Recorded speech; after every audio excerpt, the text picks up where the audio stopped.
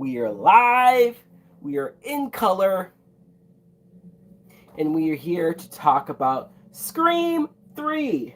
In fact, let me press on the DVD menu. All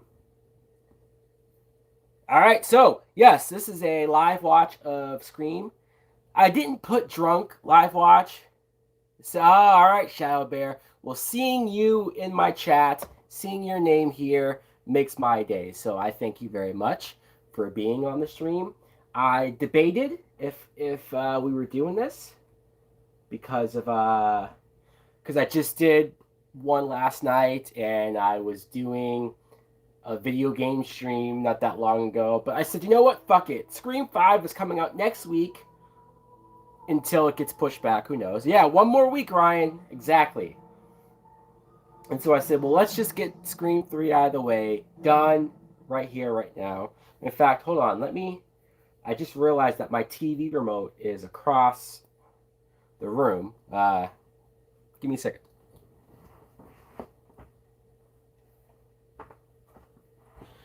Hooah! All right. That wasn't long. All right. Okay. I got it. All right. And this time I have the actual that piece to the microphone. Let me make sure it doesn't fall off again. Okay, so we're gonna go to the main menu. Yes, I am taking shots. I didn't write drunk live watch because I was debating on drinking again. Because I'm like, I just did that last night. But then I realized, wait, this is Scream 3. I'm gonna need to be drinking watching this movie so that I'm not so angry watching it. Oh, who knows? Drinking might actually make me more angry. Who knows? It's a crapshoot, really. So, okay, we're gonna set up. And hey, crazier things have happened. I could watch this movie right now and I could enjoy it more than I've ever enjoyed it before. Don't bet on it, but I'm saying, hey, anything's possible. So, before we press play, thank you, everyone who is here with me so far, and hopefully more people who join. I am excited for the new film. It's kind of crazy that Scream doesn't seem to go away, right? Look at all of the different Scream properties that we've had, not just the movies, but we're getting a Scream movie sequel even after that MTV show. I thought once they made the MTV show that any chance of a Scream movie sequel would be dead. If there was a movie, I figured it'd be a remake. Any speculations for Scream 5? Hey now, Double A, let's go, Tywin. Speculations. Well, I said last night that I think Dewey is gonna die. So that's one speculation. I don't know who I think the killer is going to be. Can I wait 15 minutes? 15 minutes? I don't know, man. I don't know if I can wait that long. I'd rather watch Scream 3 than Scream 4, and I'm not taking that back. Well, there you go. I knew we'd get somebody who would defend Scream 3 and say that it's better than Scream 4. I don't agree with that, but it's, I like Scream 4 more than Scream 3. And we're going to get into, for the next 2 hours, why I don't like Scream 3. It's watchable. You know, it's not the worst horror sequel I've ever seen. There's definitely worse out there. But man, oh man. Tyrant, Scream 4 is easily better than Scream 3. Yeah. You literally just finished watching Pulp Fiction. Oh, well, there you go. That's a long movie. So that'll do it. All right, so it looks like people are ready. I think people are. I usually try to wait like 5 minutes before I press play. I don't want to wait too long because like what else do I talk about? Okay, so let me just get this queued up, paused. The trailers. Yeah, right? I know. Okay, so if you guys are ready, I don't know if all of you guys are watching it with me. Um, if you are, I have it paused on 0.00. I get one bot, at least one bot per stream. Yeah, it's harder. I can't control the bots when I do a live watch because I'm using my phone to do the live watch. If I was doing a video game and I had a bot, then I would be able to take care of that. But so hopefully it doesn't get too bad with the bots. But all right, so I hope you guys are ready. We're gonna press play in 3, 2, 1, go. All right, here we go. Dimension Films. I don't think they're still around, right? Dimension Films. Helicopter. You need a mod. Yeah, I do. Yeah, I guess I do. Luckily, I'm not that big yet to where it's like an overwhelming number of bots. All right, so this is already a weird start. A helicopter. They're in Hollywood. We're not even in Woodsboro anymore. There's Cotton Weary. Liev Schreiber himself is stuck in traffic. How exciting. Scream isn't the worst one so far. Scream 2 is. You think Scream 2 is weaker? I don't think Scream 2 is weaker than Scream 3, but that's your opinion. Okay, so we're already at what I feel like is one of the dumbest things that Scream 3 does. Scream 3 introduces the idea that the killer not only has the classic voice changer that sounds like Roger Jackson, right? But it has voice changers for different people. The killer can sound like anybody. And apparently, the killer is calling Cotton as a woman. I don't know who this woman's voice is. Maybe it's Sydney's mom's voice, because I think he uses that later. Or maybe it's just some generic woman number 2. And we're about to find out, too, that 100% Cotton, yeah. He has a talk show at this point, Cotton does, called 100% Cotton, which I know it sounds super dumb, but if this was real life, he probably would have a thing like that. Ghostface is a T-800 confirmed.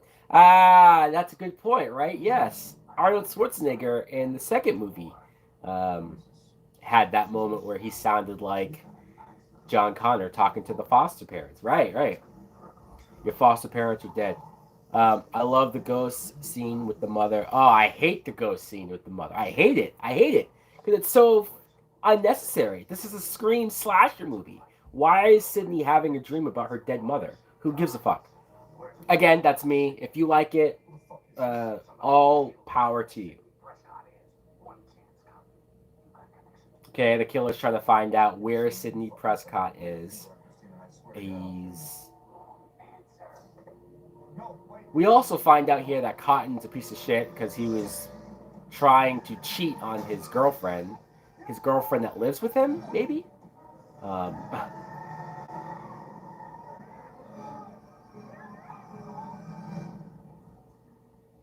all right, we get a nice shower aftermath scene of his girlfriend Christine. I don't know this actress, but okay, she's a blonde. I love when they're filming in locations Sydney has flashbacks on.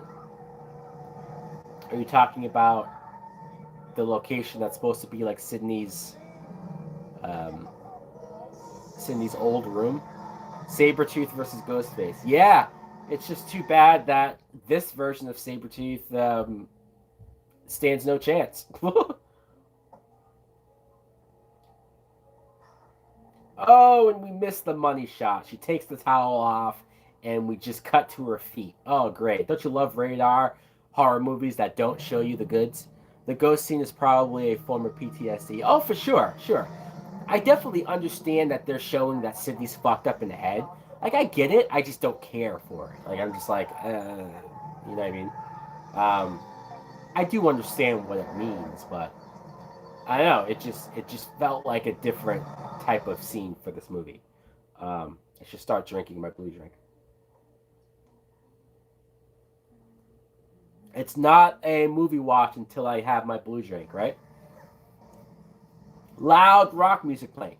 Uh, they should have did that in Scream 2 though with PTSD. Yeah, I guess that's also what's weird about it is that Scream 2 took place a year after what happened. But Sydney didn't. Well, actually, I guess Sydney did have that one PTSD moment where she was in the movie theater, or not the movie theater, but the play theater. But in that scene, it was the actual ghost face that was there fucking with her. It wasn't like she was seeing things. So I guess this film is just saying, well, after 2 times going through this bullshit, Sydney's fucked up now. Again, I get it. I just don't really care for it. And now Ghostface is using Cotton's voice. I hate this. I hate this because it's unrealistic. How will the killer? And it's Ghostface. So somehow, and also because this is a one killer movie, the killer is somehow making phone calls and talking with the voice changer while wearing the costume. You love the voice switching. See, I think it's terrible. I think it's terrible. It doesn't make any sense. What technology would be out there for him to have voice changers that sound like he has one that sounds like Cotton. He has one that sounds like I think even Dewey and Gale. He might even have one for Sydney. I don't know. It's just shot for shot Ghostface sounding like everyone. Yeah, yeah. Oh, shot for. Oh, I see. Shot for Ghostface sound. I would be dead. I'm already taking a shot for every kill. I don't know if I could do that. Okay, so even quiet cries, if I'm saying that right. Even you don't care for the somebody who's defending this movie. I don't know. It's just I just don't really. If you could explain it to me in a way that makes sense of how that's possible for somebody to have a voice changer that sounds like actual real people, at least the Roger Jackson voice, it's not like that's a person in real life. Like I know the real actor is, but I mean that voice in these movies, it's just a voice changer, right? It's supposed to distort your voice so that it sounds like that voice. It's not like it's pretending to be a real person out there. From the start, you can see Kevin Williamson did not write this. Exactly. This opening scene is proof that Kevin Williamson, who wrote the first 2 films, did not write this movie. He was supposed to write the third film, and I think he did write a script for it, but his script was scrapped because of the Columbine massacre, and his script was very similar to. I mean, he wrote it before that happened, I think, but I guess his script was going to be Stu was going to be revealed to still be alive, and Stu got this cult of college kids behind him, and he had the college kids going around killing for him. And after Columbine, they said, no, we can't do that. Get rid of that fucking script. Bring in, who wrote this piece of shit? Ehren Kruger. Ehren. Ehren? I don't know if that's how you pronounce his name. Ehren Kruger. Fuck you, dude. Fuck him. Yeah, Kevin Williamson is not even credited. I mean, he's credited based on characters created by.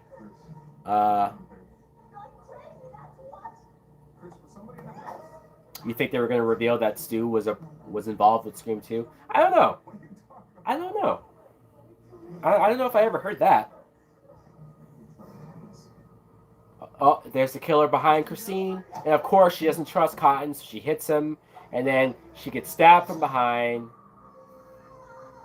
And she has a horrible scream. By the way, this is my third and last Scream shirt. I don't have another one. I only have those 3 Scream shirts. So I don't know what Scream shirt to wear for Scream 4 or Scream 5. I need to go out and buy some more Scream shirts. He was in the party at the sorority. Was he? Nice shirt. Oh, thank you, Shadow Bear. And now he's showing the voice changer, and he stabs Cotton. Terrible, terrible opening. Killing off Cotton. I get it. He was a main character in the second movie, so killing him in this film was supposed to be shocking. But I just, I don't know.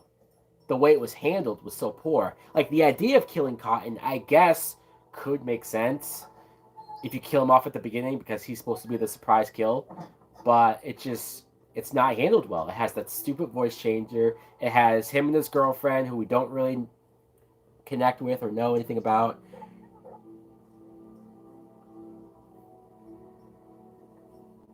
And why would Ghostface go after Cotton first to find out where Sydney is? Wouldn't he go after Dewey and Gale first? It doesn't make sense that he would go after Cotton first. I wish the script that Kevin Williamson wrote for this, I wish that was available. I mean, maybe it is available. If you guys know where to find Kevin Williamson's Scream 3 script, I would gladly read that. I would love to see what his opening kill was. It would have made more sense rather than pull out a new villain totally random and discover. Yes, right. Sydney randomly having a brother is just stupid. If it was revealed that Stu was still alive in this movie, it would at least it would have that trilogy feel of coming back around full circle. And I know Stu was kind of goofy in the first film and he was the tag along, but he would be a little older, maybe a little more mature, maybe a little more fucked up, and you could have him have now a personal vendetta against Sydney. His face could be all scarred up from the TV. You could do some cool stuff with Stu that I think would add on some layers to his character. Oh, we need to take a shot for Cotton and his girlfriend. So, R.I.P. Sabretooth, Liev Schreiber. There was no build up. At least two. It was Billy's mother, right? And that was a link. I say Mickey would have been that. All right. And now we see Gail Weathers at some. Is this like a college place? What is this? She's talking to a bunch of people. I don't even remember this scene. Why is she talking to those people? And we need to take a second shot for Christine, because people give a shit about. Oh, Faces of Journalism. Okay, so it's supposed to be. Did she write another book? Is that what it is? We need the sorority chicks back. Yeah! Rebecca Gayheart. I finally remember her name. Thank you guys. And Portia de Rossi. Don't ask me why I remember her name so goddamn well. I don't even know what else she's acted in besides Scream 2. All right, we're taking a shot for Cotton's girlfriend. Who? I know.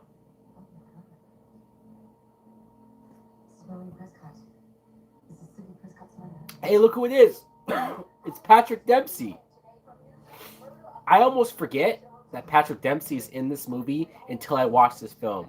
Because of her last name, that's why what, Darasi?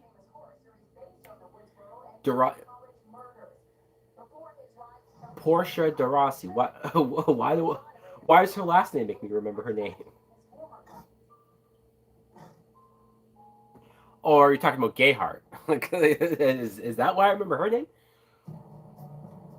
Now in production, Stab 3. I know Wes Craven is obsessed with this idea. Yeah, Gayheart. I know that Wes Craven is obsessed with the idea of making a movie within a movie. He did Wes Craven's New Nightmare. That idea works a lot better in Wes Craven's New Nightmare. Isn't Lance Henriksen in this? He is. He plays a sleazy producer. He basically... Oh, speak of the devil, there he is, Lance Henriksen. They're talking to... is that Roman? Scott Foley is the actor, right? If Wes did this himself, it would have been 10 times better. Well, Wes Craven did direct this movie, but like, so you can't say that. Wes Craven approved the script and directed this shitty film. He was supposed to do the original Terminator. Uh, who was supposed to do the original Terminator? Wes Craven or Lance Henriksen? Was Lance? He was supposed to be in the movie. Who was he supposed to play? The Terminator? Well, imagine that. Hey, look, we have a black guy in the film. What's his name? What's this? Okay. Wes Craven, I'll be back.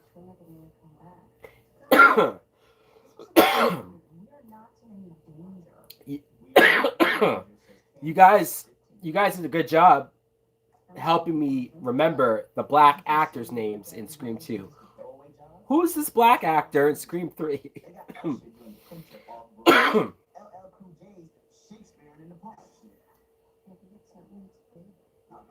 You can't remember his name? All right, so it's not just me. All right, cool. Tyson? What? Is that the character's name? He's on the fucking cover. He's on the cover of this movie. Why is he on the cover of this movie? Like, why? Now that I'm looking... If anything, Cotton should be on the cover of it. I know he gets killed off in the opening scene, but so doesn't Drew Barrymore. And Drew Barrymore is on the cover of Scream 1. Granted, she's a bigger name. She was the biggest name of the movie for the first one. I get it. But Liev Schreiber should be on the cover over this black dude. And Parker Posey is also on the goddamn cover of this movie. Speaking of Parker Posey, there she is. Parker Posey talking to Courtney Cox, and Courtney Cox's horrible hair. Ugh. Like the fuzzy bangs, and is that a wig? Please tell me that's a wig. And if it is a wig, who the fuck? Fire the wig department. He should have survived over Parker Posey being on the cover. Who, the black dude? Or Cotton? And of course, Parker Posey is supposed to be playing Gale Weathers in Scream or Stab. So she's dressed like her, and she has her hair like how it was in the first movie. Maybe I'm a hater for Parker Posey. I just don't like her. Is there a movie where Parker Posey was good in? Tell me right now, please. I haven't gone through her filmography. I haven't seen every Parker Posey film. What is everyone's obsession with Gale's hair? Her hair is terrible in this movie. Look at her hair. It's awful.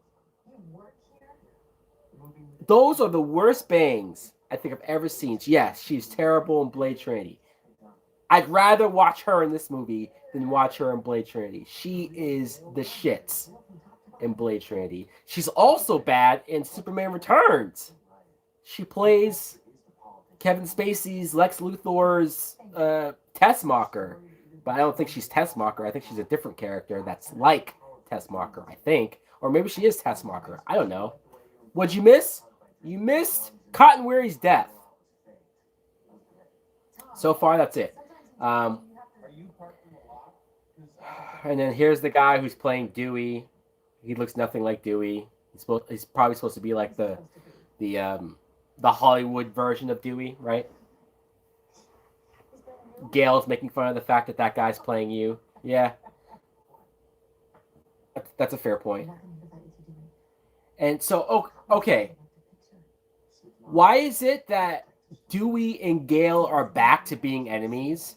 Like, I get that that's what has been their dynamic for the last two films, so now we're going to do it a third time. But at the end of the second movie, Gale was so into him. She was very much into him. I would have bought that they were a couple at the beginning of this. Why are they so adversarial? Why are they so... I don't understand. I don't like it. It just doesn't make sense to me. It doesn't make sense. It's like they're back to not liking each other. What? We're really gonna do this a third time? Okay, here are the people who are, I guess, visiting the set. And hey, look, it's Jane Silent Bob. Forced love story. Yes, exactly. Why is Jane Silent Bob here?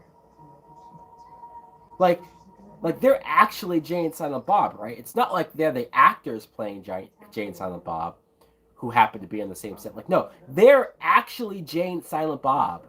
So Jane Silent Bob exists in this universe. Holy fuck. Look, I like Jane Silent Bob. I do. I like them in Clerks. I like them in Chasing Amy. I even had fun with Jane Silent Bob Strikes Back. Wes must have lost a bet with Kevin Smith. Yeah, I don't get why this is a horror movie. This isn't this isn't scary movie. This isn't a parody. This isn't a joke. I know Scream has its funny elements, but Scream isn't a comedy. It's a horror movie. People die. This is like I'm supposed to care. The second you have Jay and Silent Bob show up, it's like, what the fuck am I watching? So bizarre, so weird. I'll never understand it. I would love to ask Kevin Smith, like, you know, what the hell happened there? It would have been funny if we found them dead later. You know what? That might have been funny if we saw that Ghostface killed, or if they had an actual scene where we see them die. It would have been goofy as fuck. It would have been like Scary Movie 6. But yeah, I know. I'm sure Kevin Smith and fucking Jay would have done it. It's like, fuck, yeah. Let's get. Oh, here we go. Here's Sydney's mom's dead, her dead mom's ghost about to wake her up. This is bizarre, man. I get it. PTSD, she's fucked up. I get it. I just think it's stupid. I don't get why Wes Craven thought this was a good idea. With this scene with the scene with Randy, who had an affair? Randy is Sydney? And there's her mom looking dead. Fuck. Like, does anyone find this scary? Sid, come here. Oh, Sydney. Ah. Oh, a Randy lair.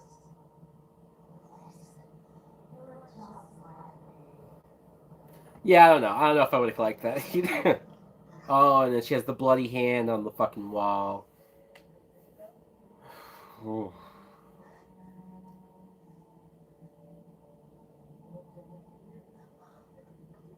Like, she's afraid she's gonna end up like her mom. Oh, there's Ghostface! Ah! And then she wakes up. I forgot she has a dog. I remember being creeped out when I was younger. By this scene? Sure, I probably was too. This movie came out in 2000, so I was about 11. Um, so yeah, I was probably creeped out by it, but like now, I'm older, I'm watching it, I'm like, this is stupid.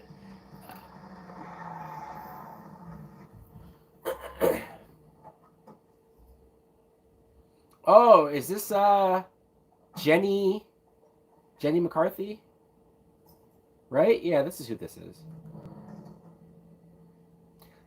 Talk about a random casting. I mean, she's attractive, don't get me wrong, but it's just like okay.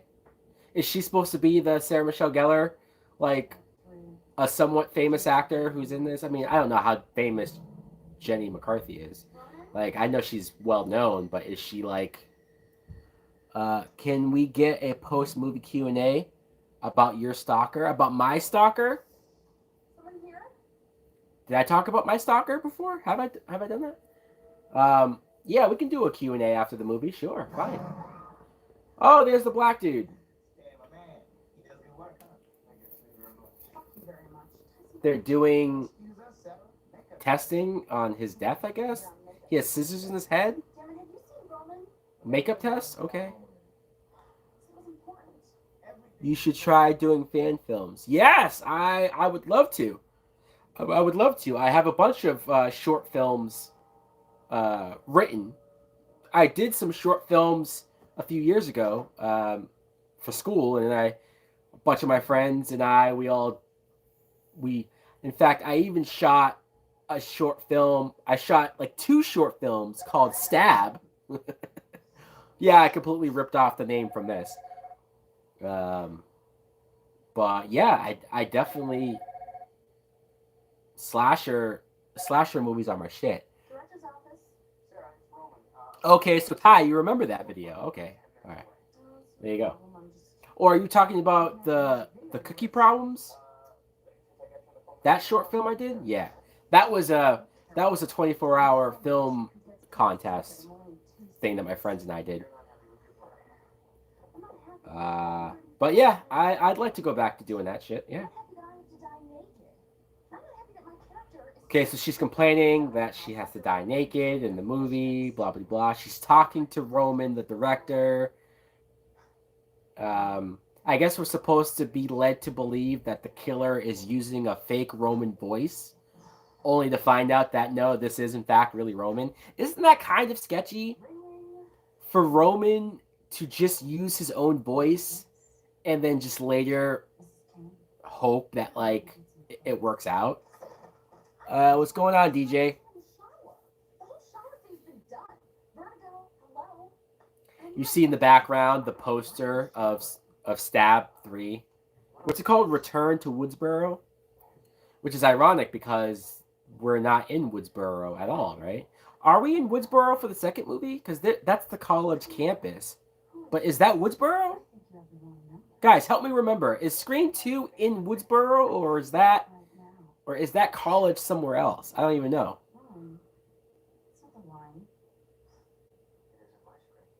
Oh, the Q&A I was tagged in. Oh.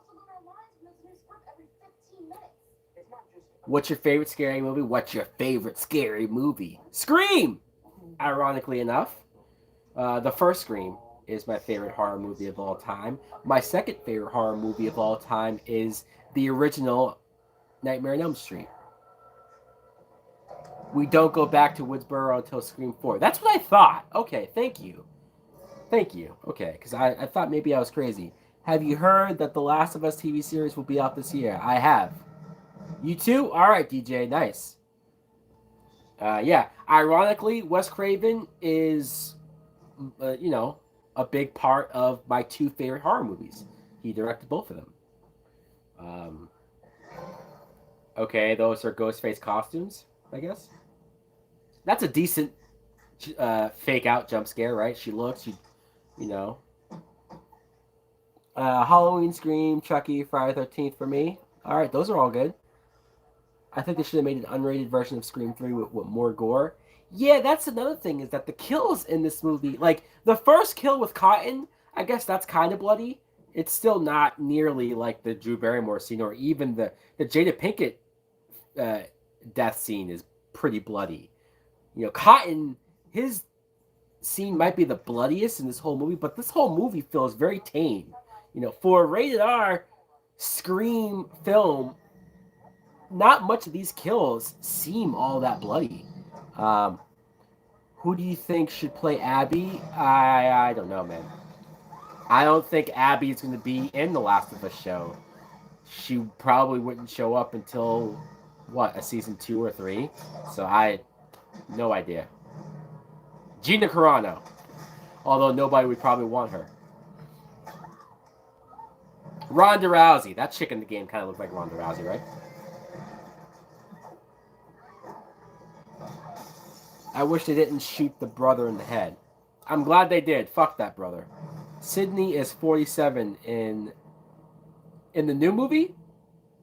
In Scream 5, is she 47? Hey, you know what? Parker Posey had the most violent death. There is actually more blood. Parker Posey? What was her death scene? I'm trying to remember. How does she die?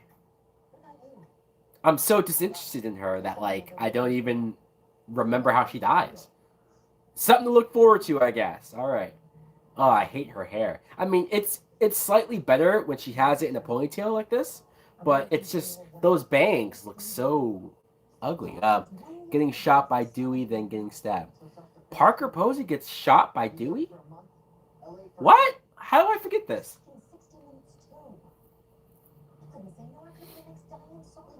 Oh, okay, so she gets shot through the mirror. Oh. Okay, yeah, right. I remember Dewey shooting the mirrors. He shoots all of them. But I don't think he shoots her. I think she was already dead and stabbed before he starts shooting, I think. I guess we'll find out in like an hour. Um, I agree. Parker Posey is the straight to video version of Courtney Cox. I agree.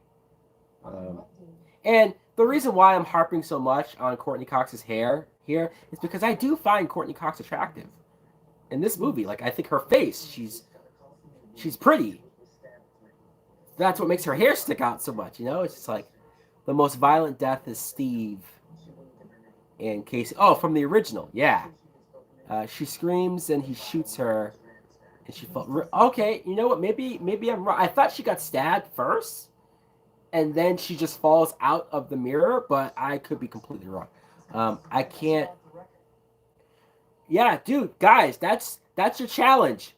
Tell me a movie where Parker Posey was good in. And again, I know it sounds like I'm shitting on her as an actress, and at the end of the day, maybe she's the nicest person in the world in real life, right?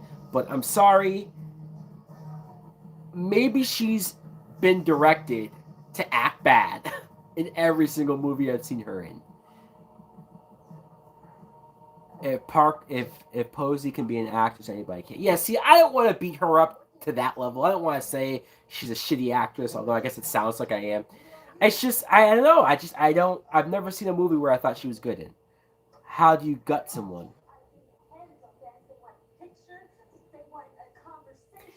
Here she is again, Parker Posey, being unlikable. She's smoking a cigarette. She's having a meltdown. Oh, her name's Jennifer in the film, I guess. Oh, live her alone. Get it? Live her alone. What? What? I like that scene. Maybe she climbed her way up. Somebody's killing them in the order that they die in the movie. This whole thing of like, oh no, the killer is killing people in the order that they die in the script. Like, whatever. She's a better actress than Emma from the Scream MTV show. Ooh. I mean, she does have more emotion. Okay, maybe I'll say this about Parker Posey. Let's give her a compliment for a second. Did you put her liver in the mail? I hear you put her liver in the mailbox. I will say that maybe Parker Posey isn't a bad actress because I agree. Emma from Scream MTV, that's a bad actress. Parker Posey is just, she's very over the top. She's very whiny and annoying. Maybe that's what it is. She has a whiny voice, and her characters are always annoying. Emma's the worst. Brooke was a bad actor. Brooke from the MTV show, I like Brooke. I mean, maybe I was also attracted to Brooke, so that might have something to do with it too. But I thought Brooke was a lot more tolerable. Brooke and Audrey were the most tolerable actors in that show. And Brooke did have some depth. I liked how at the beginning she was a bitch, kind of, and then she ended up wanting to be more than just like the slut. She wanted to like not only. That's only why. You think that's why I liked her? Yeah. See, Brooke and Audrey were good. I agree. And even fake Randy, whatever the fuck that dude's name was, Noah. Fake Randy's always the go-to name for him for me. But yeah, Noah, he wasn't bad. He wasn't bad. I would have killed him off because fuck him. Randy died, so he should die. Jake was trash. Yes, yes. Are you guys gonna force me to do a Scream MTV watch along? Am I gonna have to do that with all this, talk? No, you don't want to see that. All right, do it. Of course. What do we think of Patrick Dempsey being in this? Audrey was the best actor from the whole show. I agree. I agree. What do we think of Patrick Dempsey?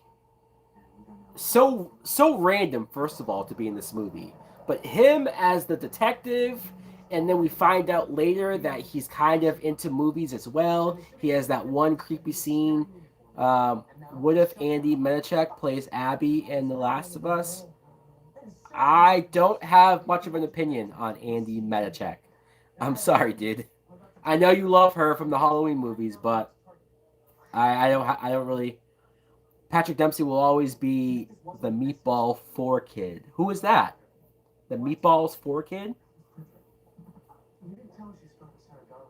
I know Patrick Dempsey because I know he's in Grey's Anatomy. I never watched Grey's Anatomy, but I know people love him from that.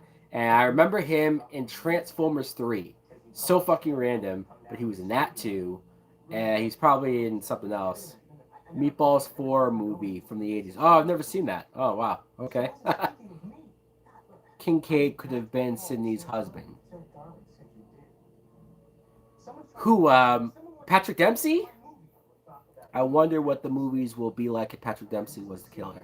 Yeah, you know what? I think if Patrick Dempsey was the killer in this film, that would have been better than Roman. Roman's being taken for questioning, by the way, because he was framed and set up. They know that he called her before she died, which is stupid because he is the actual killer. He implicates himself. Like I know that's what Billy did.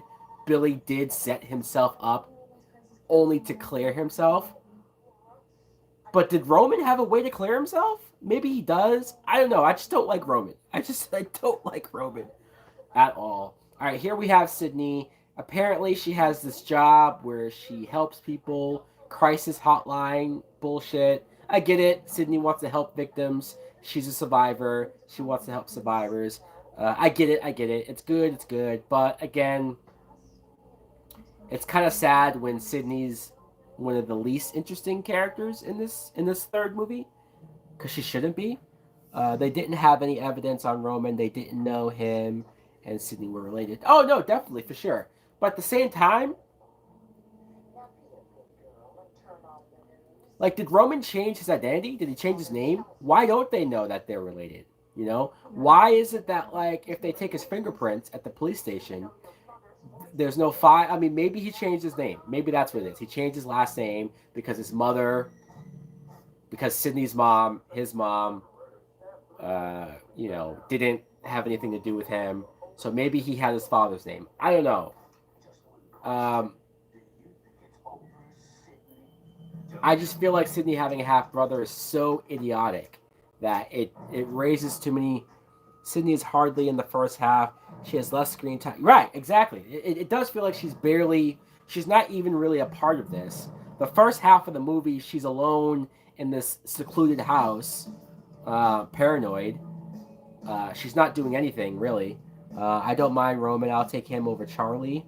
Charlie looks like he's more of a threat to a Charlie from Scream 4.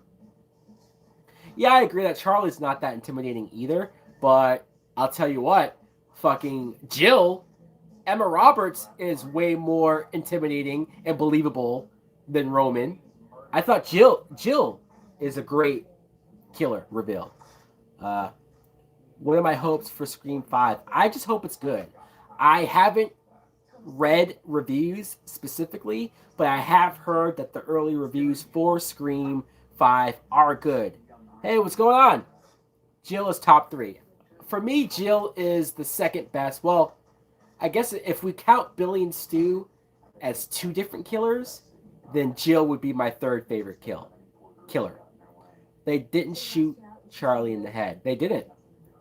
Nev was tied up with another film at the time, which is why has less screen time. Okay, you know what? I think I did read that. I think I did hear that. So honestly, I probably wouldn't even have her. Or no, I would have her in the movie. Don't get me wrong, but I wouldn't have her in those scenes where she's away and I would have it to where we follow Dewey and Gale, have them actually be a couple, not them bickering and doing this stupid shit. Uh, but follow them for the first half of the movie, and then Maybe they even mentioned that, like, no, Sydney's away, Sydney's protected, she's far away, we don't want to deal with it, and then we come to a point where somebody gets killed. I don't know who. Maybe Cotton. Like, don't kill Cotton at the beginning. Kill Cotton later. And maybe Cotton's death is what brings Sydney back. And then Sydney shows up halfway through, and bam, super bitch. You know what I mean? But like, I don't know. Cutting back to Sydney for those random scenes, I don't know. I don't really care for it. Oh, I didn't take a shot for Jenny McCarthy because who gives a fuck? She was put through a door window, and was stabbed in the back. Ooh, what a great kill that was.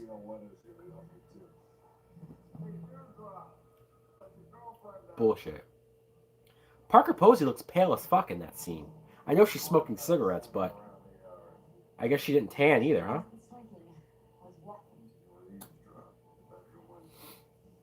Now that's a fresh concept. Thank you.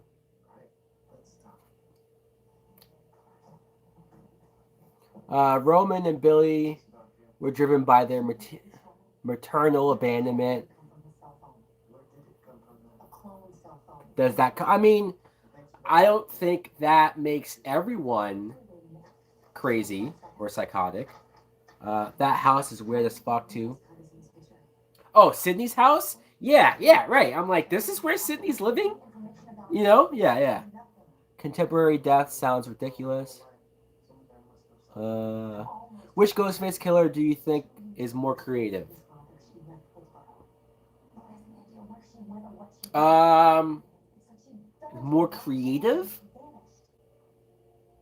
I mean, I don't know. The Drew Barrymore death, killing her and having her, well, killing her boyfriend in front of her and having her have to answer questions, and the question she gets wrong gets him killed, and then having her hang from a tree for her parents to find. That's pretty fucking creative and sick. Um, and I can't think of anyone else or any other death scene having more creative kills than that. Uh, Scream 3 was we see her in her house. Scream 4, we never see her house. Right, we never see her house in Scream 4 because she comes back to Woodsboro because she's promoting her book, right? She doesn't live in Woodsboro. She's just there. And I think she just stays with her family while everything's going down. We probably see where she lives in Scream 5 when Dewey calls her. That voice changer that contains everyone's voices was too unrealistic. Agreed! That was my argument earlier. We talked about that earlier. When the killer was using that to kill Cotton. Him changing his voice is ridiculous. Billy, Stu, Mickey, Jill. I wouldn't put Mickey that high, but fair enough. Billy and Stu versus Jill and her boyfriend. Who would win? Billy and Stu. Billy and Stu because I think they're more fucked up than Jill and Jill was the one calling the shots. I know Billy was calling the shots too, but Stu was fucking batshit crazy. Um, Charlie just, he's kind of a bitch. Maybe Sydney lives in a crack house. What? No, Sydney looks good, man. Sydney in the trailers for Scream 5 looks pretty damn good. If she really is 47, then hot damn. I would take Nev Campbell today. I mean, I'm sure she's, you know, she's really glad to hear that that I would date her. But my point is that she still looks good. No, I'm not saying 47 is super old, but I know some people would hear 47 and think like, what? She looks great. Oh, okay. The bodyguard was killed. He was killed in such a dumb way too. The way how this big ass fucking dude. You're a gentleman, Mike. Thank you. This big ass dude got stabbed in the back by Ghostface. He couldn't overpower him. He couldn't come the fuck on, man. Give me a fucking break. We're taking a shot. I don't buy that Ghostface could have killed that dude. I don't know. Maybe I'm crazy. Shot for the bodyguard. He was in Men in Black too, wasn't he? That actor? I forget his name.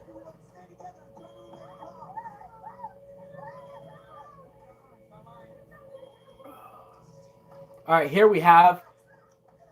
This is probably the dumbest kill of the movie, and that's saying a lot. But because they're trying to read the script, there was supposed to be two killers in this movie. Who is it? Who's supposed to be the second killer? Elaine's boyfriend in Seinfeld. I never watched Seinfeld. Anybody looking forward to Prey? No, I don't even know what that is. Okay, so yeah, them trying to read the script and like, oh my god, what's gonna happen? And they're being faxed the script even though the power to the house went out. So how is the fax working if the power is out in the house? Somebody explain that to me. The chick that slept with the director. The second the second killer is supposed to be the girl who slept with the director. Is it the girl with the short hair? The girl that's supposed to be Sydney? That girl? Okay, and this guy's a fucking idiot. The guy who plays Dewey in Stab. He puts on a lighter. Whoever smells the gas. Oh! He just fucking blows up. And then the whole house blows up. How is this Scream? This explosion is so big and over the top. Oh my god. The worst death in this movie. Maybe of the whole franchise. Michael Bay. Yes! Yes, it feels like a Michael Bay explosion. Did you see Annihilation? Yes. I love that movie. I mean, when I say I loved it, it's a fucked up film. I haven't gone back to rewatch it a lot of times, but I saw it. I saw it in theaters actually, and yeah, man, that's a dark movie. Dark movie. That ending was super depressing though. Oh, Dewey shoots the killer like 6 times, and then of course because he's Dewey, he fucking falls down the hill. That kill was completely brain dead. Yeah. Thank you. Thank you. Even a Scream 3 fan could not defend that explosion and that horrible... the power to the house goes out, but the fax is still working, and we're getting faxed the script, and so we're so anxious to read the script, I'm going to go back into the house by myself, and I'm going to light this lighter, and I blow up. Holy fuck. Kill yourself, writer. God, there's no way Kevin Williamson would have wrote a dumb scene like that. Yes, doesn't make any fucking sense. So Dewey saves Gail. Of course, this is where, oh wow, you saved me. Oh, I love you. I love you. It's like we've already done this with them. Have you heard that Norman Reedus will? I'm pretty sure Tyler, you talked about that in one of the other streams. Norman Reedus as Ghost Rider. Yeah, we already talked about that a while ago. Oh, this time Gail gets to punch somebody. She just punched out Parker Posey. We should say, my lawyer liked that. Even the way how she delivers that line, my lawyer liked that. Like, she's so over the top. She's so over the top. Why can't she just act like a person? I get it. Her character's supposed to be annoying, but she's so just like... Okay, and then here, this girl is supposed to look super suspicious. Are we safe? And then Dewey says, safe from who? Well, I mean, that's kind of a dumb question, Dewey. Safe from who? Safe from the killer. Who do you think? Like, I know that they're supposed to be suspicious of that girl, but safe from who? And then the killer leaves them a picture of Sydney's mom. So after Dewey shot the killer just leaves the picture and then runs off. Give me a fucking break. The logic of this. You gotta get Dead by Daylight. This movie's bad, guys. I'm watching this now, and the killer leaving pictures of Maureen Prescott at the kill scenes or at any scene that he's at. This movie's terrible. This movie's terrible. I was trying to be nice and saying it's still watchable. And okay, fine, granted, it's watchable. It's watchable. But this is the worst written Scream movie ever. Ever. Ever, ever, ever. I can't believe they're remaking Misery, are they? No. Come on, guys. I shouldn't be surprised that they're gonna remake fucking every movie that we've ever seen ever. You know that scene? Did you get your second package? I did. I have not done an unboxing yet, but I will. I promise. I promise.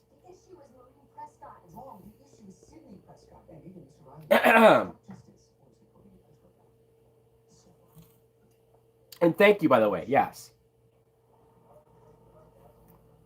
So unnecessary. No new actresses in that role. Oh no, of course. Kathy Bates was fucking phenomenal. She won an Oscar for that. For God's sakes. I thought they were making an origin of Annie Wilkes. No, I had meant to record an unboxing yesterday, but then I decided to do the Scream 2 live stream instead. And then today, I would have done it, but then I did the live stream of playing Grand Theft Auto because that came in the mail, the Grand Theft Auto 3 remaster. So I decided to play that almost all day, and then I was like, well, let me do the Scream 3 live stream. So I haven't had a second to do it. I promise, though, I appreciate you, Ty and Bree. You guys are awesome, and yes, I'm definitely doing that unboxing. All right, Sydney just showed up. Finally, she showed up at the police station. I guess her other movie is over, so now she can be a part of this film. Again, it makes those 2 or 3 random scenes pointless.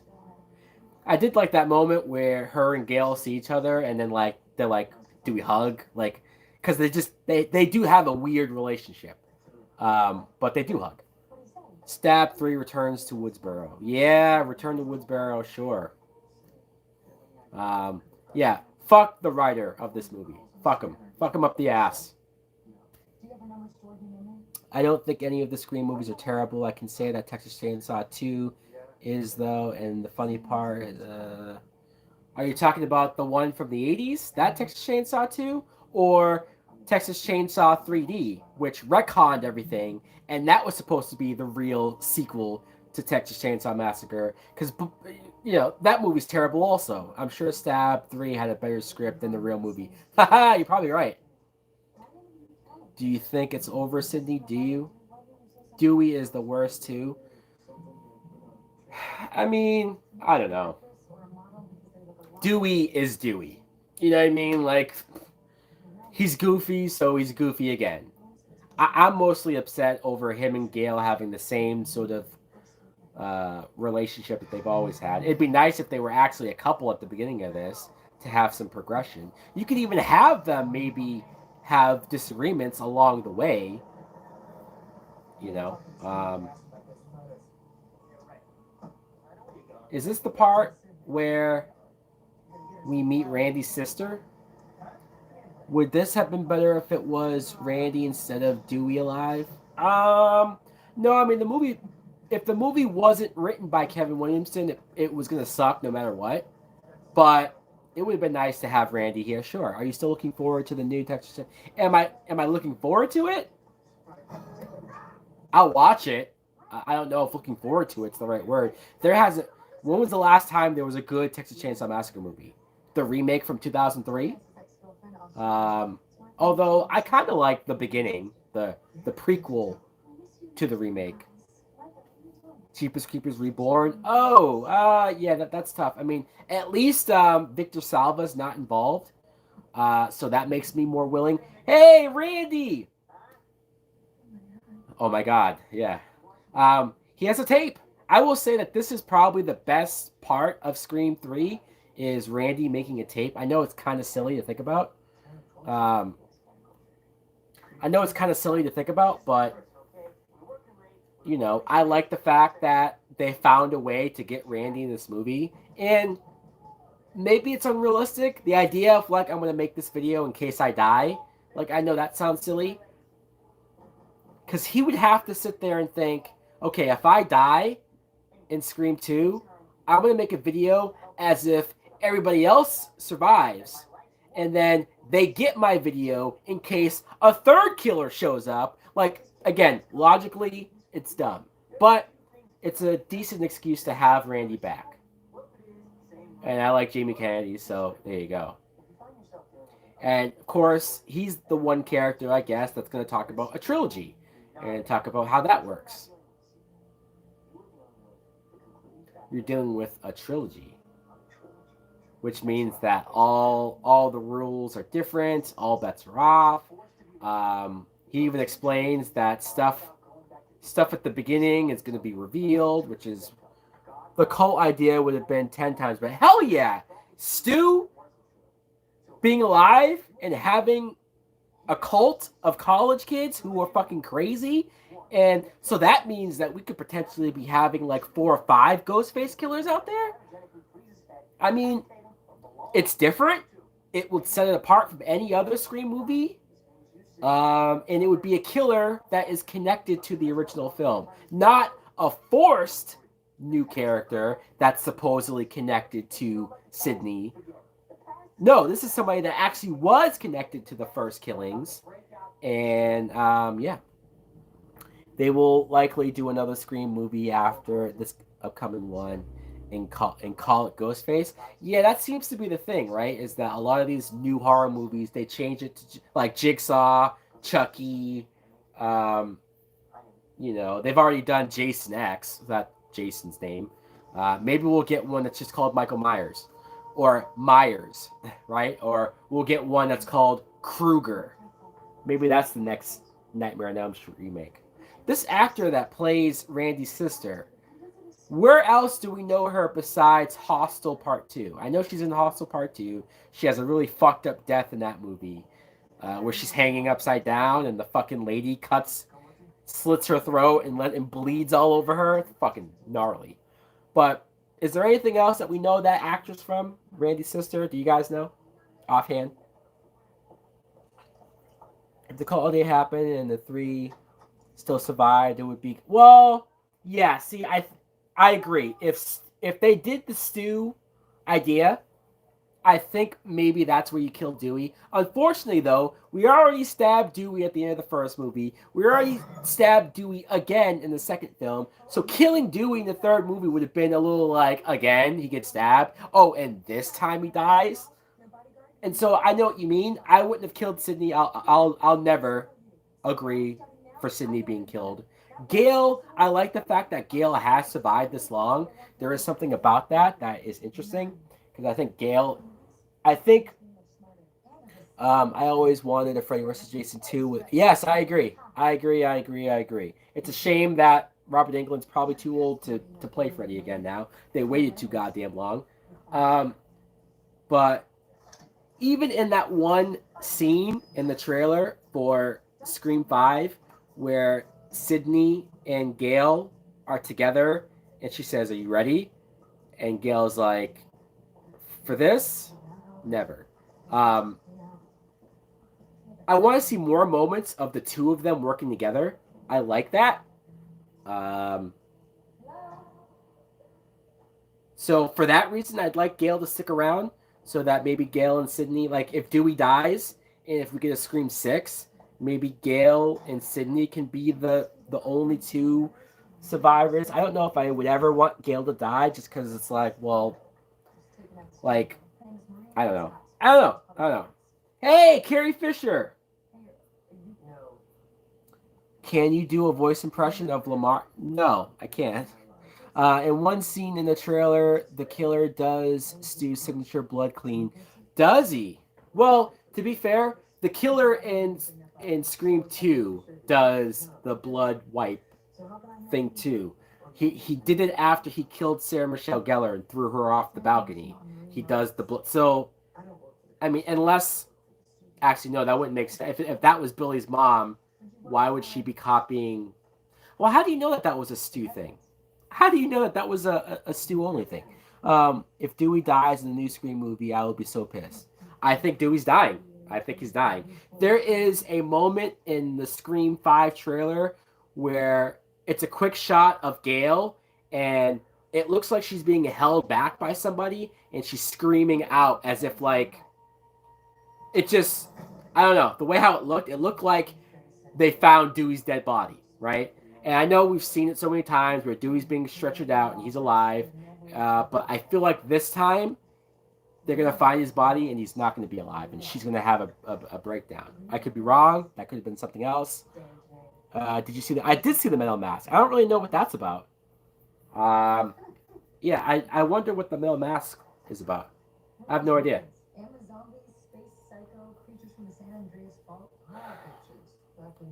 What do we think of Carrie Fisher being in this movie? Which rapper is better, Juice World or Lil Pump? I don't know who either of those fucking guys are. I have no idea who they are. What if Dewey is one of the killers? Dewey? No. No, no, no. That wouldn't make sense. After all this time, Dewey's just going to become a killer? Like, that, it would be random as fuck. You can't have any of the three survivors be the killer. I saw somebody saying on YouTube, oh, we just saw Sydney, her hand was shaking. She's in the bathroom. I like that moment. Nev Campbell is very good. That would be lame as fuck. I agree. Gamer Man, what's up? Um, it sucks that Nev isn't in this movie as much. I know from this point on she's in it a decent amount. Cotton Weary dies in this one. Yeah, he's already dead. He died in the beginning of the movie. First scene, opening kill. Does she have pepper spray? What is that? She kicked open the. Okay.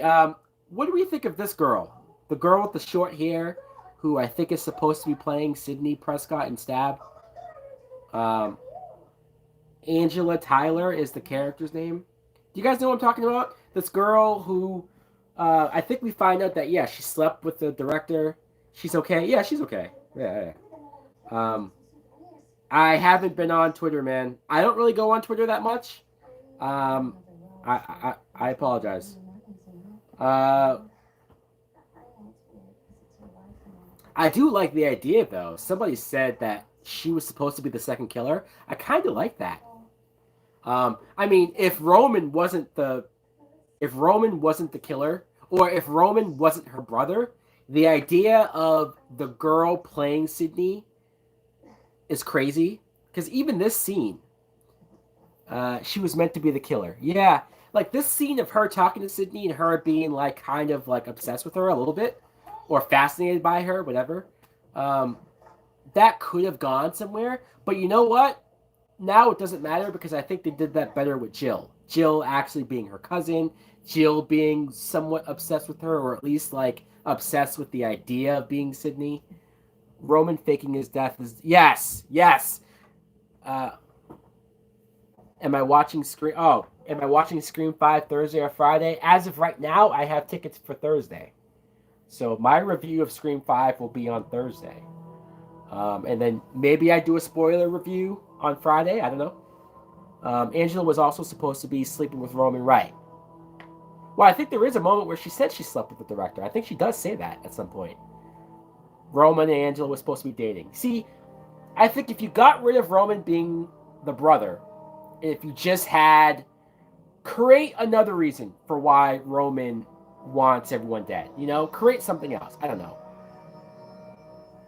Having her and Roman be the killers might have been something interesting. I don't know. I think I asked everyone about Angela because I kind of like that actress. I don't really know if I've seen her in anything else before, but there is something about the couple scenes that she has that I am intrigued with her, maybe? I don't know.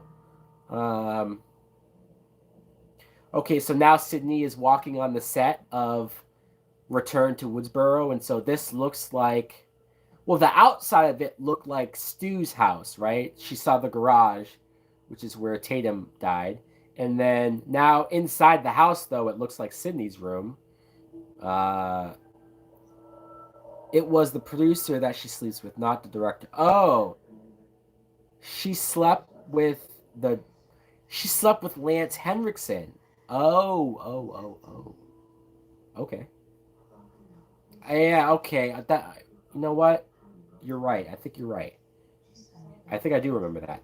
Would you settle for a PG-13 relationship? So Sydney's remembering the moment of her and Billy in her room. I do like that moment. You can hear the dialogue of the first movie. Only because the first movie's way better than this shit. So, hey, what's up, Money Mike? What up? Flashback scenes, right. I mean, it's the voiceover. They do a good job of making this room look like her room. I also like how she has the closet so close to her door so that she was able to use the closet door to kind of lock the. Is that a poster of Creed in her room? Is that Creed? Um, oh yeah, she did get clapped by the old man. That is Creed. Oh shit. Was that poster in her room in the first movie? Did I did I not notice that? Huh. What do you know? See, and you have the closet door. Is it? Oh, Ghostface in goes through her window. I don't know. Creed also did part of this. Well, that makes sense. That definitely makes sense for why they're in why their posters in this, right? Creed and yeah, in 2000. I don't think. Oh, and then they reenacted the scene where he comes out of the closet downstairs. She runs upstairs. So they're just reenacting the first movie now. Okay, sure, why not?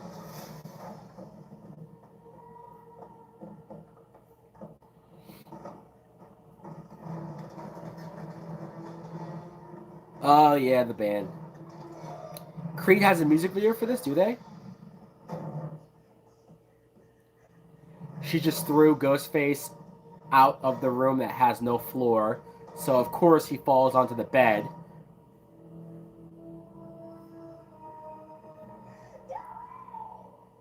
Sydney screaming for Dewey. You guys can probably hear that. Okay, so now she's hearing her mom's voice. Is this her going crazy in her head, or is Ghostface using her mom's voice? I wouldn't be surprised with this fucking movie that he's using her mom's voice. Somehow he has the voice of a dead woman on his fucking voice changer. I wouldn't be surprised. And okay, this room is supposed to reenact her mom's death, I guess, her murder scene. Which that is pretty fucked up. We never saw that in the first film, I guess. The score is fantastic. Fun fact: the killer that asked Sydney and chased her up the stairs in the first scream was 100% Stu. You can. Oh yeah, well yeah, I guess that makes sense because of how fast Billy comes into her window. Billy was the one calling her. Stu was the one who would. Oh wait, are you saying Stu? Wait a minute. Stu was the one who was chasing her in the first movie. Is that what you're saying? That I believe. Yeah.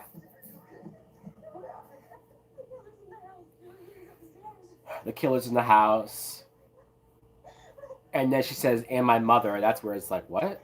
That's what he's. It's like, yeah, Sydney, maybe don't bring up the mom. Uh, at least everyone else knows that there's a killer there, not your dead mom. I wish they would have gotten Billy and Stu's voices. Oh, that, you know what?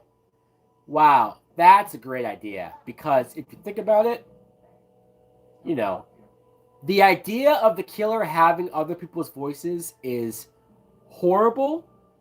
But if you're going to do that, having him call Sydney with Billy and or Stu's voice is a huge psychological fucked up moment.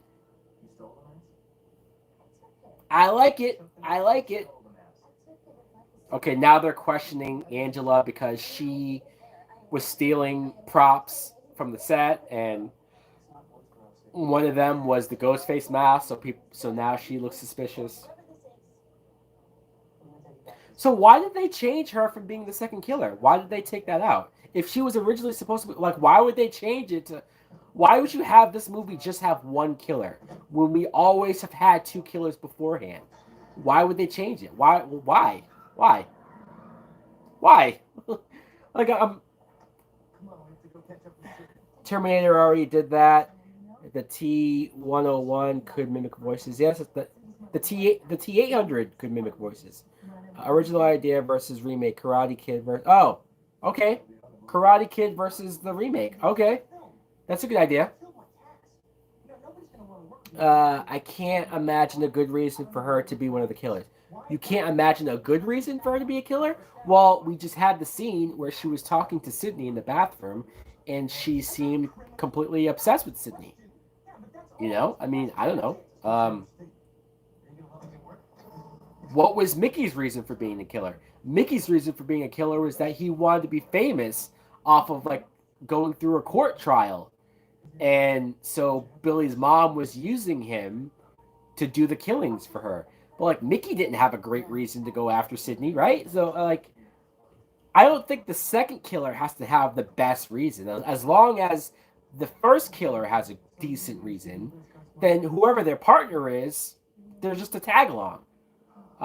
You know, if let's say if Roman was dating Angela, perfect. He convinced her to do it. Easy, easy peasy.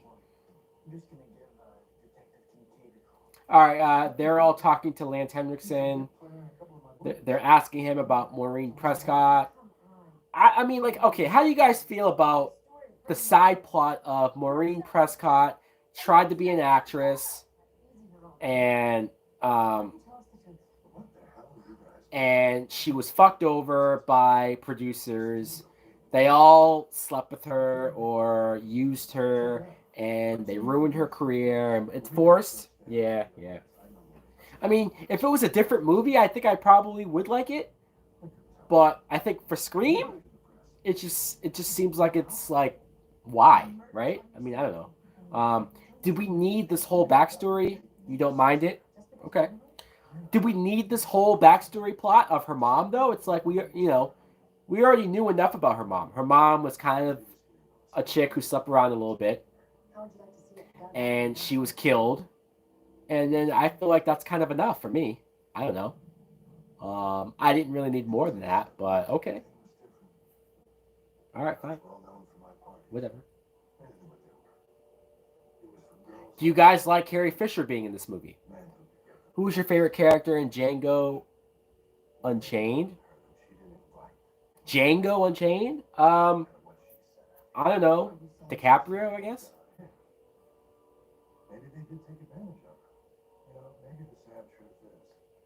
Very interesting that Harvey Weinstein, who produced this movie, was okay with a side plot where movie producers used young actresses and fucked them over and then ruined their careers in Hollywood. I mean, maybe he didn't read the script or what, but like, what? Okay. Um, okay, here's a weird moment where Sydney asks Patrick Dempsey, what do you think of trilogies? And I guess sh- she did it for the paycheck. Oh, the mom? And then you have, okay, yeah, all bets are off. That's what Kincaid just said. I don't know. They're trying to make. It's weird when you introduce a new character and they try to make him suspicious because you don't really have an opinion on Patrick Dempsey's character throughout this whole movie. And in the end of the film, not only does he survive, but he's at Sydney's house with them. So, like, is he dating Sydney? Like, what? You know what I mean? It's just like this is who Sydney ended up with. She doesn't end up with Randy. She ends up with Patrick Dempsey. Okay, are they still together for Scream 4? I don't know. In the trailer for Scream 5, it looks like she was pushing a baby carriage. So I wonder who she had a baby with. I don't know.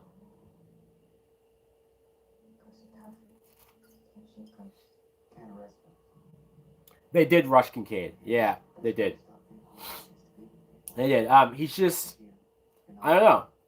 It's just weird how he's just thrown in here. Uh, I'm sure they were dating at one point, but rewrites happened. Who? Sydney and Randy?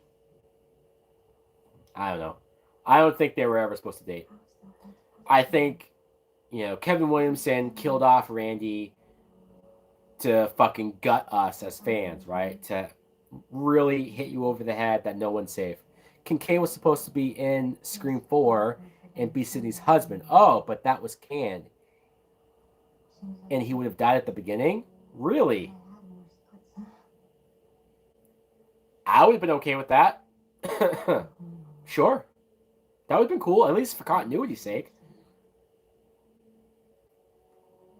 And that's a real fucked up way to get Sydney back, right? To kill the one guy that she finally. I mean, they did that with Derek, I guess, right? The boyfriend that she didn't trust, and he gets killed.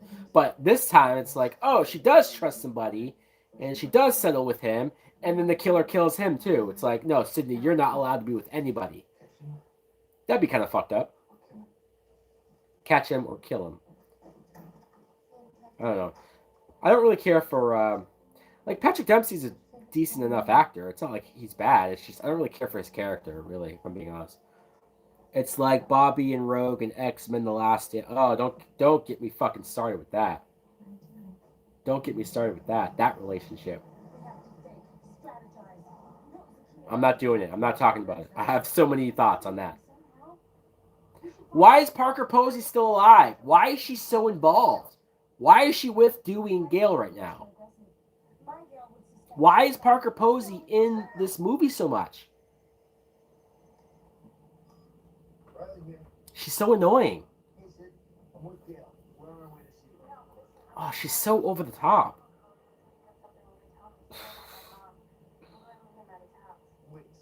Like she's in a scary movie.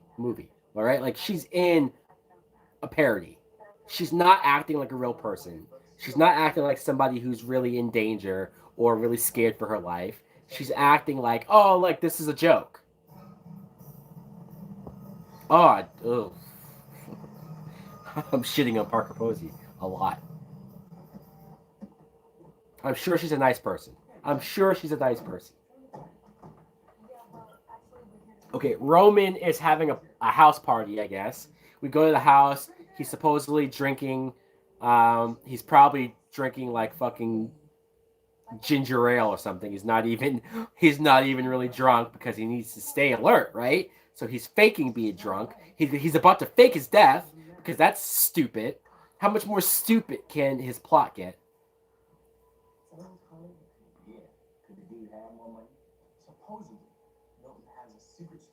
Oh, right.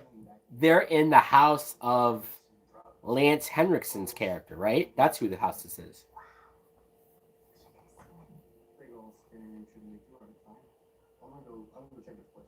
Oh, I'm gonna go check this place out. I'll be right back. I don't even think he says that. But he's really gonna go off to probably set some stupid shit up. Set up his fake death. How does that how do people like Roman as a killer? Yes, him faking his death. Like the idea of him putting himself in that coffin and pretending to be dead. Like how long does he have to sit there? What if nobody finds his body? He has to rely on people going into that room and finding his dead body. And then who even finds his dead body? Like who is he doing that for? Right? Like it just doesn't even make sense. It's like who are you fooling by that point? His plan is to kill everybody at this house. So what's the alibi for? You don't plan on any of them surviving. So what are you faking your death for? Just kill them all.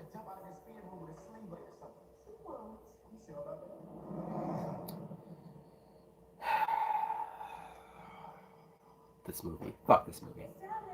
It's stupid, and when Gale checks his pulse, oh yeah, it's Gale who finds his body, and she does check his pulse. How? Dude, imagine if she checks his pulse and she's like, huh, this is weird. He's still breathing. Shit, call an ambulance. He's still alive. What would he do then? Wouldn't his plan be fucked? Wouldn't his plan? And oh, so he just went down to the basement. Parker Posey is at the doorway. She called his name. He's not answering. I guess this is him attempting to fake his death. But like the problem is that like what if Parker Posey came down the stairs and found him like trying to put himself in the coffin and she's like, "What are you doing, dude?" "Oh, I was just trying to see if it's comfortable." or I,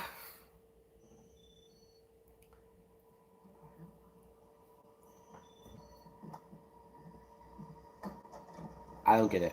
I don't get it. And yeah, why does Gale? Oh, we're finding the killer's costume and the voice changer and the cell phone in the closet. The voice changer has like 27 buttons on it that has a voice for every character. Dewey, he's got our voices. He has Sid's voice. How? How do you just get somebody's voice? How? How is there a device that gets you the voice of a real life person? How does this not make you say fuck this movie? What the fuck? How can you say this is better than Scream 4? How? How? How? How? They downloaded it. They downloaded Sidney Prescott's real voice into this system where you push a button and you sound like her. If that technology existed, holy fuck. The fraud criminal acts that would be going on in this world would be insane. Holy shit. You could call any bank and anybody and just pretend to be them. Fuck this movie, man. Fuck this movie. Oh, he has Sydney's voice. Fuck you.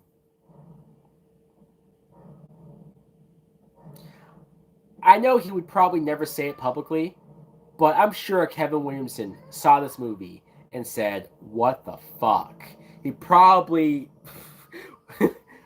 whether he saw this in the movie theater, I don't know, but holy shit. And here we go. Gale, and he put blood all over himself, fake blood. What, does he have a fake knife in him? She checks his pulse. She checks his pulse. And what's even dumber about that, okay, Parker Posey was down there hiding. So you're telling me that Parker Posey went down there, probably saw his dead body too, and stayed hidden down there because she was scared, I guess? And so he pretended to be drunk. I'm drunk. He pretended to be dead for like another 10 minutes because Gale had to come down and find his body too. I did not fuck that pig Milton to get a leading role just to die here with you second-rate celebrities. Okay, so that's where Angela reveals that she slept with Milton, Lance Henriksen.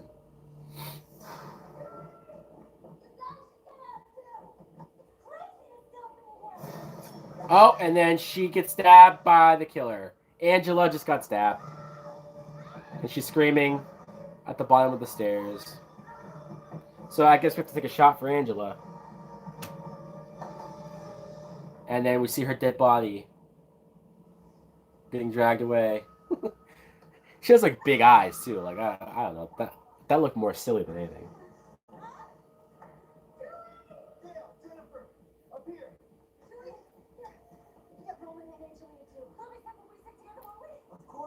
So what's also dumber about that is Roman was just in that coffin pretending to be dead.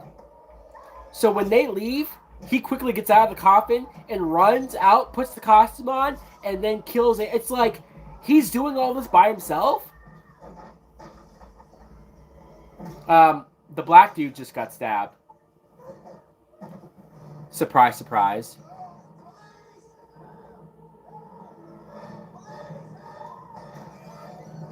Oh, and then Parker Posey just went into a trap closet door, whatever the fuck that was.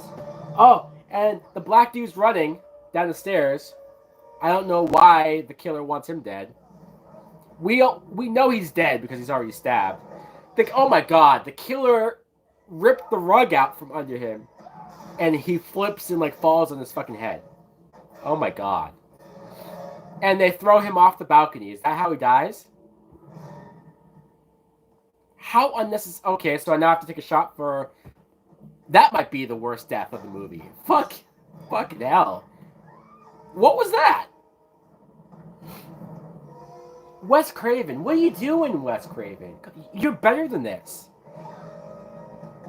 That was a cartoon moment. That was a cartoon moment. The way how he fell back and landed on his head and then just gets tossed off the balcony.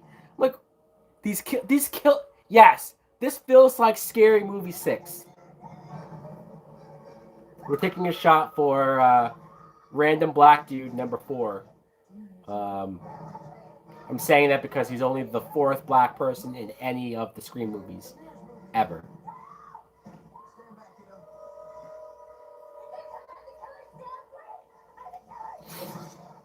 I mean, think about it. Jada Pinkett, Omar Epps, Haley. See? Okay, she got stabbed. Okay, Parker Posey got stabbed. And then Dewey shot the mirror and then she falls out. I don't think Dewey shoots her. Like, it's possible, but we see her get stabbed first. And then they show her body on the ground and she has the stab mark on her stomach. I don't see a bullet hole on her. I think it would have been more interesting maybe if, like, she didn't get stabbed and if Dewey was the one that killed her by accident. I think that would have been like a... I mean, as goofy as this movie is, why the fuck not? Yeah, Dewey doesn't shoot her. Right. No. She got stabbed first.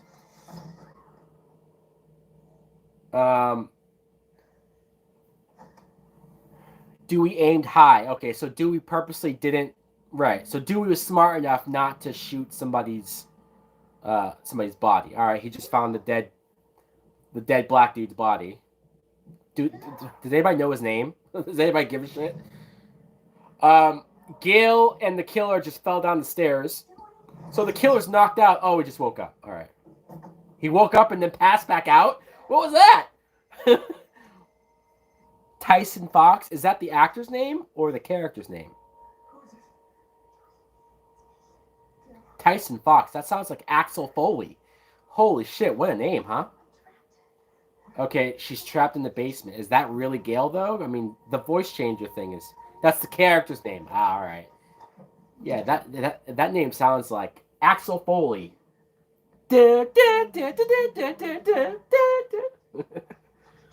Let's watch Beverly Hills Cop, man. Come on.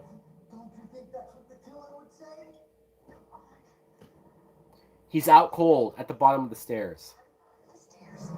Oh, now he's awake. Haha, gotcha. And Dewey, of course, out of bullets. The killer throws the knife, and the end of the knife hit Dewey in the head.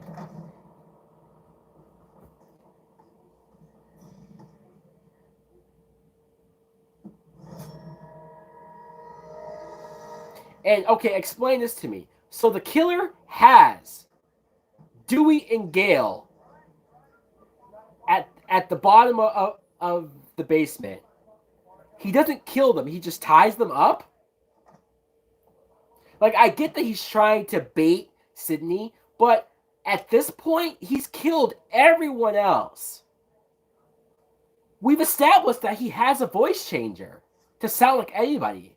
Why wouldn't he just kill them both and then use the voice changer to sound like them to call Sydney? Why does he need to keep them alive? It's stupid. It doesn't make any sense. Maybe the killer feels bad and didn't want to kill it. Yeah. Maybe he's like, look, I killed enough people at this point. I think that's enough. I think... Fuck this movie, guys. Come on.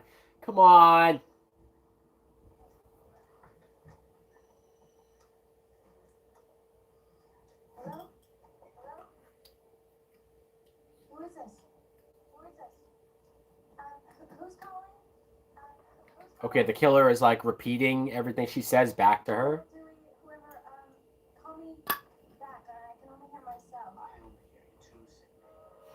I only hear you too, Sydney. The question isn't, who am I? The question is, who's with me? And then they're supposedly in the background yelling. It could be a voice changer. It doesn't even have to be them. I don't know. Just that moment of him standing above Dewey and Gale, and he pulls out the knife, and then just doesn't kill them. It's just, oh, he just tied them up? Fuck you guys. Fuck this movie, man. When you're friends with Sydney, you die. Well, these friends don't have to, Sydney. It's up to you. How do I know their voices are real? How do you know? You're not hearing things? How does he know that she's hearing things? How would he even know that? Is he in her head? Does he know that she's been hearing her mom's voice? What? Maybe that's Scream 5. Stu comes back to redeem this movie.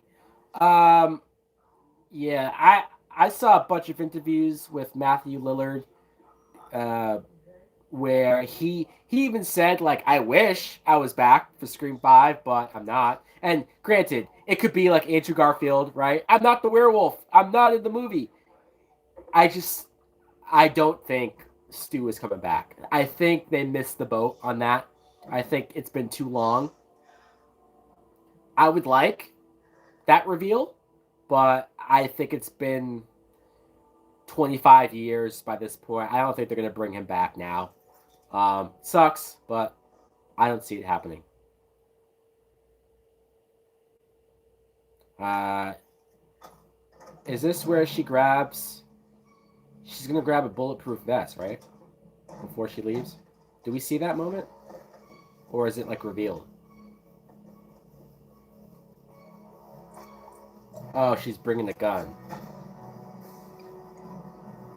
So we don't see her grab the bulletproof vest. It just gets revealed later. All right. Okay. Imagine if they didn't make a Scream 4 and 5 and this really was the last movie. Holy fuck. This might go down as one of the worst third movies in a like horror trilogy. Because think about it, Nightmare on Elm Street's third movie is Dream Warriors. That movie's great. Halloween 3 is, you know, the whole Season of the Witch thing, which some people don't like it, but I think it's a fun film. Um, Friday the 13th's third movie is the 3D one, which is decent, I guess. Uh, Saw 3 is pretty good, right? With Amanda and all that shit going on. Um, Child's Play 3. Yeah, Child's Play 3 is not bad. I mean, I don't love Child's Play 3, but I think it's way better than fucking Seed of Chucky or Cult of Chucky. Child's Play 3 is watchable. Yeah, this might be one of the worst third movie in a horror franchise. Paranormal Activity 3, I think, is pretty good, right? With the two little girls, the sisters, the it's like a prequel. Which sci-fi movie is better, Inception or... Okay, Tyler, I am pretty sure every stream you've asked that same question. Every single stream you've asked that same question. Final Destination 3 was fantastic. Thank you. Yes, that's another great third horror movie. Yes. Yes. The roller coaster? Dude, we should totally do a Final Destination live watch one of these days. We'll go through the whole franchise. Those movies only have one, Texas Chainsaw 3. The one from the 90s, right? I mean, I guess it's your turn to scream, asshole. Okay, he's clearly wearing a vest. You even see, like, feathers come out of where she shot him. Sydney, go up to his fucking body. Sydney, you're smarter than this. She legit shot him and then went back. Of course he's gone now. Of course. Sydney, you're smarter than this. The end of the second movie. Not in my movie. Bam, shoot her in the head. Super bitch. What happened to that, Sydney? Idiot. Fuck. Oh, and here's Kincaid randomly. I heard shots. Tyson's dead. Tyson. That's the black dude, right? Just in case. Right, that's what she says. Just in case. Hello? Where's your partner? Bam! Super bitch. Bring back Tatum.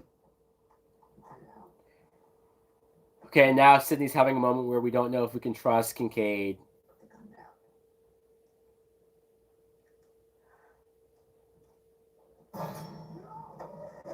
And he gets stabbed. Okay, the killer came behind Sydney. He's fighting with the killer. He just got stabbed. So now we can kind of figure that he's not the killer, Kincaid, right?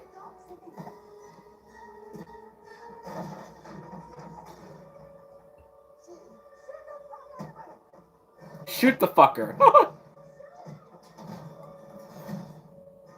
Oh my god.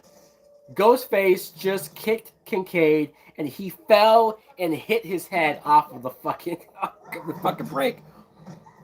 Yes, the voice changer is the worst part of this series. Agreed. It's the worst thing. Jaws 3 is bad. I agree. Well, there you go. There's a Yeah, I guess Jaws 3 is worse than this. I can't pretend like this is worse than Jaws 3. So Jaws 3 is the worst third horror movie in the series. All right. You win. You win. We finally thought of one worse. So Scream 3 is the second worst third horror movie in the franchise.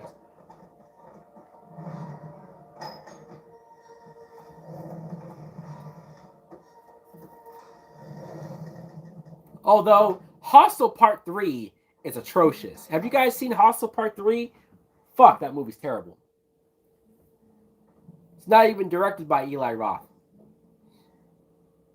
And they go to Vegas. They're not even in Czechoslovakia, whatever the fuck. Okay, here we go. We're about to have the killer reveal. So we got some home movies of her mom, I guess. Wrong Turn 3. Yeah, okay. Yep.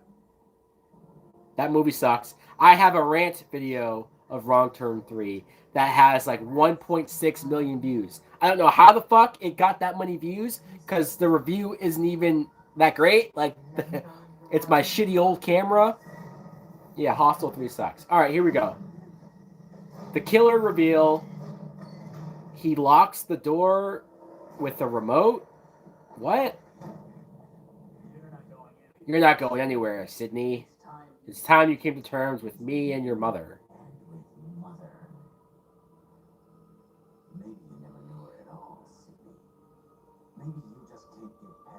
You wish this ending had the killer winning? Nah, man. If this movie ended with the killer killing Sydney, you couldn't. Wow. Wow. Okay. You're talking about Hostel 3's ending? Oh. Okay. I was going to say, if Sydney had died at the end of this movie, wow. Wow, wow, wow. Talk about. I love how he pulls the mask off, and it's like, what? Who's this guy? Even Sydney's looking at him like, what? And he's like, I'm your brother. Remember me? No. The most anticlimactic reveal of a killer ever. Holy fuck. Oh my god. Oh, we're actually seeing Sydney's mom and Cotton. We're seeing Sydney's mom and Billy's father. You're seeing footage of that, I guess. Can you imagine being in the theater? I don't think I was in the theaters for this. Can you imagine being in the theater for like that first midnight event and the kill or the reveal of the killer is him? I bet you the audience is like, huh? What? I bet you some people are like, boo, boo. This is fucking. See, he's a director. He's a director in life. He recorded all of this stuff. He recorded Sydney's mom being a whore, I guess, and sleeping with all these people. He recorded it from far away. All of this is preposterous. I was behind it all, Sydney. I was the one who fucking. I don't think they showed that part yet. Where he's about to show himself talking to Billy. And, I'm the one who got Billy to do the killing. What?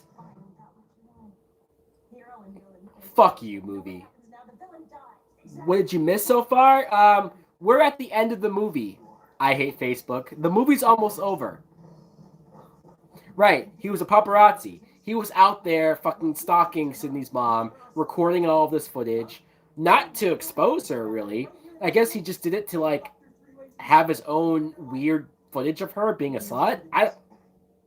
Okay, whatever.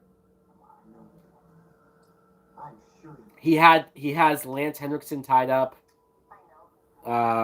Okay, he has Sydney's voice. See, the thing about this technology existing too is like he's trying to frame Sydney like Sydney's the one who snapped and went crazy and killed everybody, and he has recording of her voice.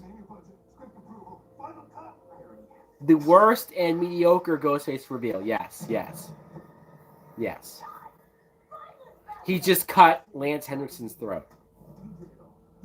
And so, because he has this technology of the voice changing, he's going to use that to have it look like Sydney killed everyone. How can this technology exist and then them buy that as evidence? Is this technology something that Roman specifically created, or is this just something that you can buy at the store? How did Roman get this footage or this audio?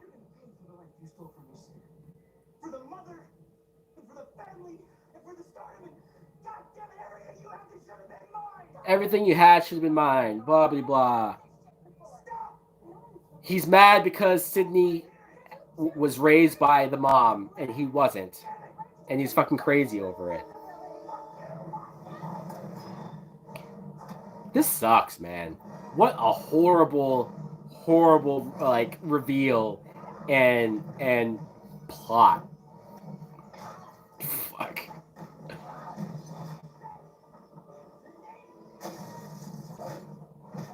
Yeah, we have a fight right now between Sydney and her brother.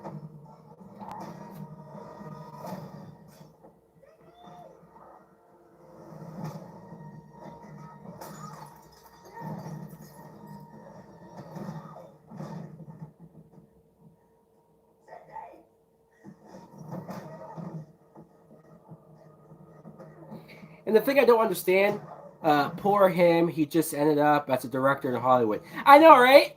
I know. We're supposed to feel so bad that he didn't get raised by the mom.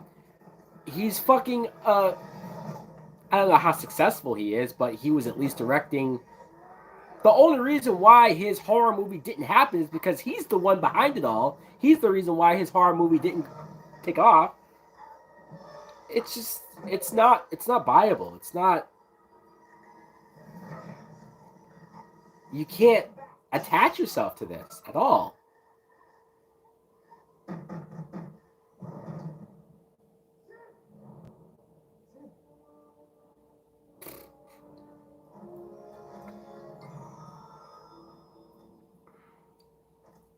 Have I asked you which rapper is better, Meek Mills or Lil Wayne? I don't, I don't know.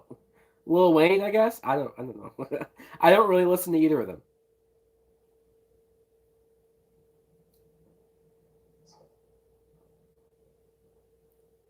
The whole third act is comical. Yeah, this is all.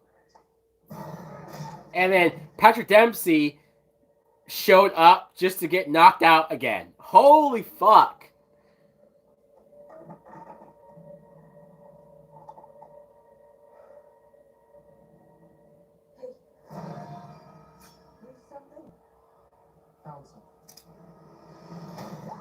And then he shoots Sydney. And, oh, what, he has this little tiny gun? Yeah, I know, right? And he's gonna shoot Sydney in the chest. Boom. He just shot her in the heart. And we're supposed to really think that, oh my god, he killed Sydney. Can you imagine if they really did end this with Sydney dying? This would probably make this one of my most hated horror movies ever if they killed Sydney at the end.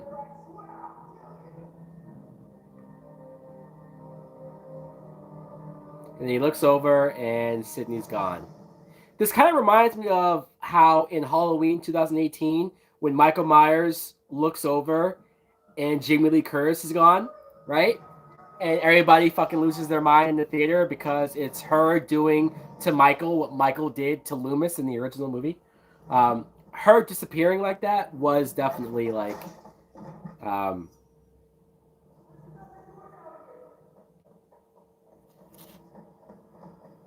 and now you have the killers going crazy because Sydney's fucking with him. He can't find her. I don't do voice impressions, Tyler. I'm not a voice impression person. Sorry. Did you say Halloween Resurrection? No, Halloween 2018.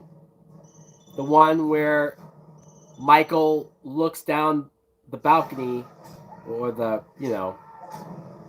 and like Lori was on the ground, but when he looks over, she's gone.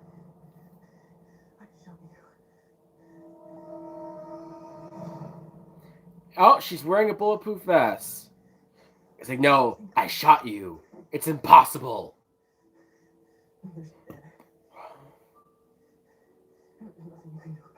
What? He says, Mother's dead. There's nothing you can do about it. I still got to make my movie. And she stabs him in the heart.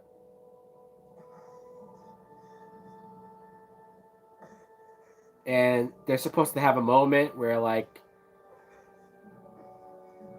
she holds his hand and was supposed to it's supposed to be some connection because they're related and maybe she feels bad. I don't know. Who gives a fuck? I love how Sydney was like, it was Roman. And Gail's probably like, wait, what? I thought he was dead. Yeah, they're holding hands like they're fucking Ray and Kylo. The only interesting, refreshing thing about this movie is that Ghostface can actually sound like anyone. Okay, I hate Facebook. I just spent the last 2 hours ranting about how the voice changing is the dumbest thing of this movie. If you like it, that's cool, but I could not agree with you less. Lori holds Michael's hand in H2O. Oh, does she? Yeah. Wait, no. Does it? Okay. Dewey is shooting the killer. Head, Dewey. Shoot him in the head. Dewey finally kills somebody. Dewey finally kills a killer. No pistol can hold that many bullets. Yeah, that's true.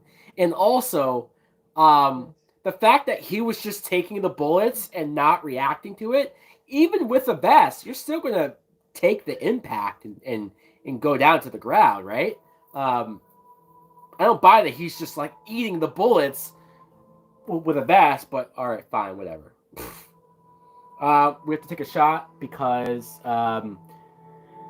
Sydney's fucking brother that nobody knew about and nobody really gives a shit about, and the worst killer in a Scream movie ever just died. Fuck you, Roman.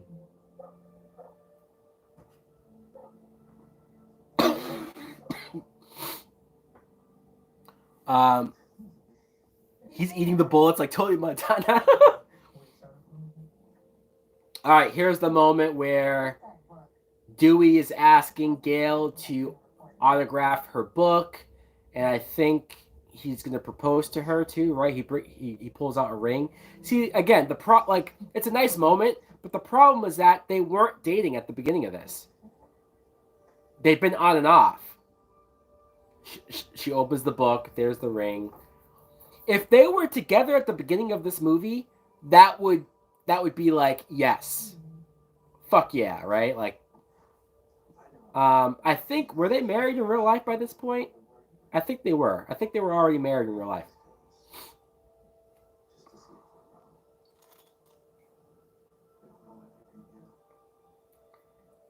Yeah, I wish Cotton survived.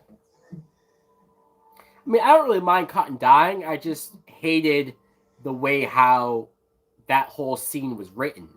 I think it was written terrible. Man, this movie sucked. This was not a good idea because I went into this thinking it's possible that I might like this movie more than I ever have before. Like I might watch this and have fun with it, blah blah blah. this was the worst experience I had, I think, watching Scream 3. Fuck.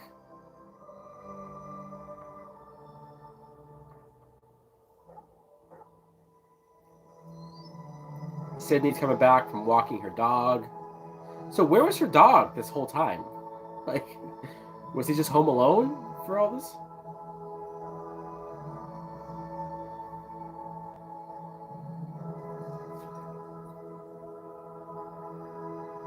And I don't really like.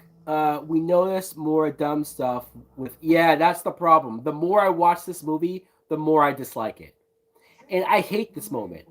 So okay, Kincaid is there at the house with them. They're all about to watch a movie, which is whatever. But the moment where she goes to lock her door, and then she doesn't, and then she goes to walk away, and then her door opens from the wind, or was it the ghost of her mom that opened the door? I don't know. But she sees the door open, and she looks, she smiles, and then she leaves. She leaves her door open. Okay, I get written by Ewan Kruger. Fuck you, dude. Um, I know you're trying to establish that now Sydney has gotten to a place in her life where she's no longer afraid. She's no longer going to shelter herself from the world, and she's no longer going to be alone. Like, I get that you're trying to tell that, but leaving your door wide open or even unlocked is not practical. It's not safe. It's not a real healthy scenario. It's not like, who would do that? You're trying to say that, like, hey guys, the only way that you can really be at peace is if you leave your doors unlocked. Huh? Even if it's not somebody wearing a Ghostface costume, there could be another fucking crazy psycho killer that breaks into the house. Or that walks by and says, oh wow, that chick's door is wide open. I guess she's asking for it. And then fucking comes in the house and does God knows what. Emily Mortimer. That's the actress that played Angela. Emily Mortimer. Dion Richmond. That's the black. That's the black actor. Dion Richmond. We finally got that name. Patrick Warburton. He played the big fucking bodyguard dude that got easily killed by a smaller Ghostface killer. Oh man, this movie sucked, guys. I'm sorry. I'm sorry. This is the worst experience I've had watching Scream 3. Hey, the Smallville cast is doing a virtual event if you want a chance to meet Tom Welling, Erica Durance, John Snyder, and Laura Vandervoort. Yeah, that'd be cool. I mean, I don't know. I don't really know if I would want to, like, I don't know what I would say to them, honestly. It'd be cool, but, like, I don't know, man. I don't even know what I would say. Why? Because it's Dion? Is why you say that? No, I just didn't know what his name was. I would have left alarm turned on and not. Yeah, I mean, there's no reason why she still can't lock her door. Oh, if she locks her door, that means she's crazy? Fuck you. Not even the main characters could have saved this from sucking. Nope. Want me to give you a link to the website? I mean, I could probably find it. No, it's okay. It's fine. Um, I think I would much rather like get their autograph or something. But yeah, you know. All right, guys. Well, that's Scream 3. What a fun ride that was. Woohoo! Aren't we glad that we did that? Get that shit out of the way. Fuck. Scream 4 next. Only Tom Welling. I would like to meet Tom Welling, but also at the same time, like when it comes to wanting to meet actors, I don't even think I have that whole wanting to meet actors thing. Cause like I wouldn't even know what to say to them. You know, like I don't know. It's like it would just be me geeking out over them, or you know, like I don't have questions for them. I don't know. I don't know what I would say. Um, and I don't want to make myself look stupid, so it's just I would just be like, hey, I loved you in Smallville.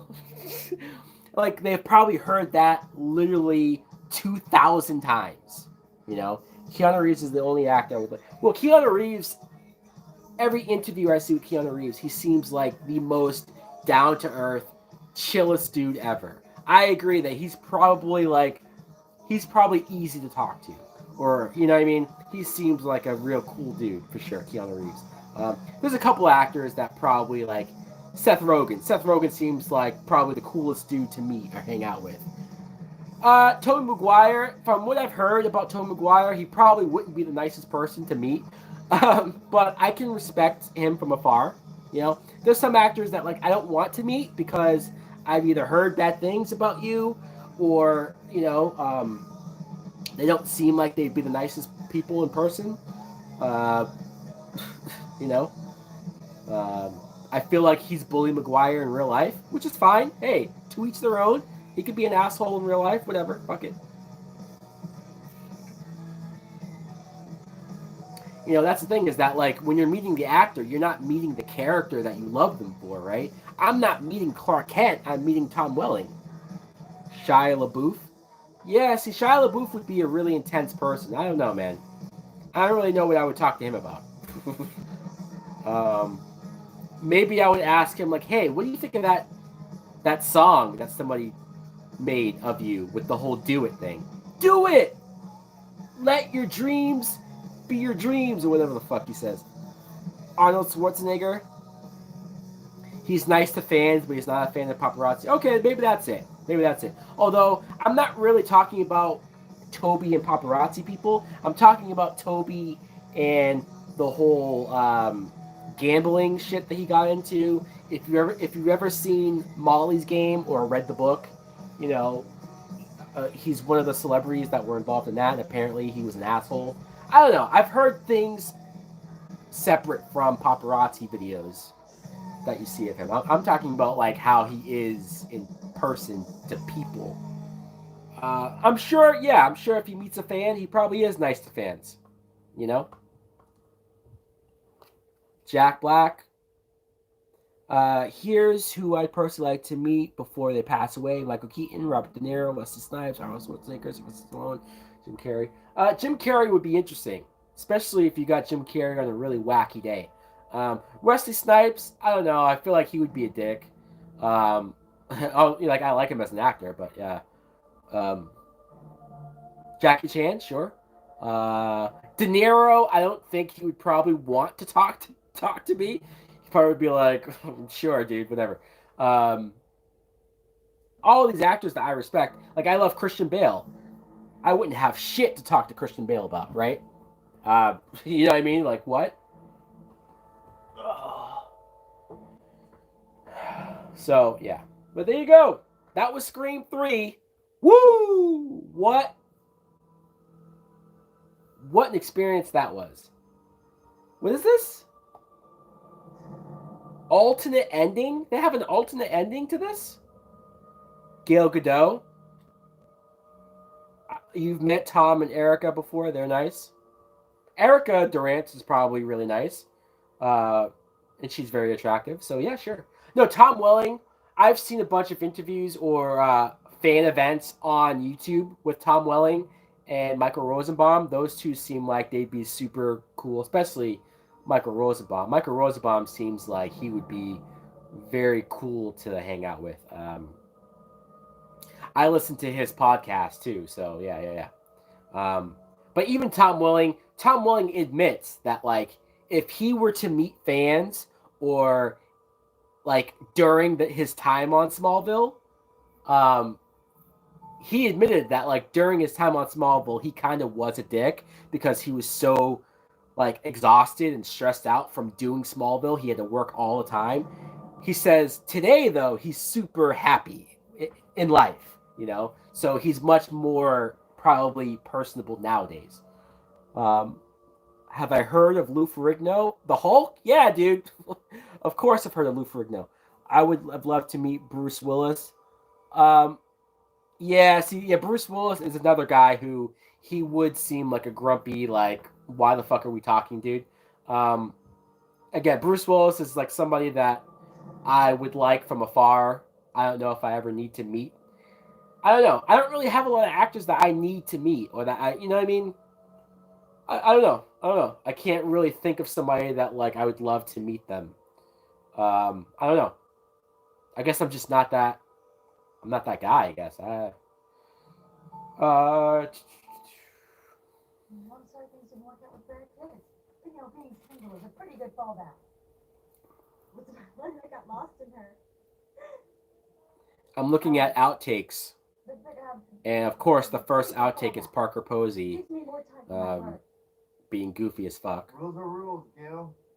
But really, great team.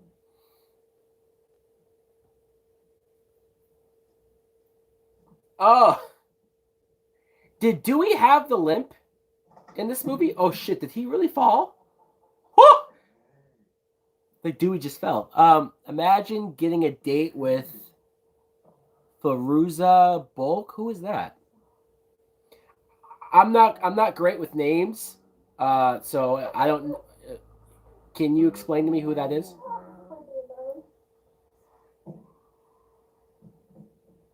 How about you take the suggestion from me? Alright? Tell you what. Nancy in the Craft. Oh. She was in Waterboy too, right? That chick. I don't know. That chick's crazy, man. I don't know. She would scare me. Is that who we're talking about? Is that her? I've only seen the craft once, so I. Come on, swing it around. Hey! Yes. Okay. Yeah. I don't know. She always seemed like she was crazy. I mean, maybe I'm just thinking of her character from Waterboy, where she was fucking crazy and she was really good at playing that. I could have a conversation with Nev Campbell. Yeah, I could have a conversation with Nev Campbell. Thank you all. Sure. Sure. I mean, I don't really know what I would talk about, but I. But yeah, sure. I mean, she seems down to earth. She seems cool. Second story. There. I think this is the first Scream movie that has bloopers and outtakes, which goes to show you something, right? That this movie was a lot sillier, even just them shooting the movie, way sillier than the first two films. I don't think there's bloopers. I'm sure that there were bloopers, but I don't think they had bloopers in the first two ones. Or maybe they did. I don't know. I would. You would ask her to be your sugar mama? Who? Nev Campbell?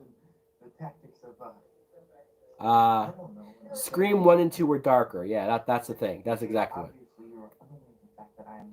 Sure, Nev Campbell could be my sugar mom. Sure, but I mean, she's probably married and I don't know what I'm saying anymore, Wes. couldn't give a fuck less about me, right? Detective Kincaid, obviously you're extremely versed in the tactics. Please. Oh yeah, I would marry Nev Campbell. Sure. I understand your position. Yeah, So? Nev Campbell's very attractive. Right, wait, I'm not saying you. I just want an answer. Can you read me the answer? Will you call her, please? A man could dream, exactly, right? She's married to a British man. See, that makes sense. It's always those damn Brits. Not only are they taking our parts, but they're taking our women too. Because if it wasn't for that guy, I would have had a chance. Yeah. Is her number stored in memory? Your phone memory. I mean, but hey, if you think about it, if David Arquette was able to get Courtney Cox, I mean, is it that far fetched? I don't know.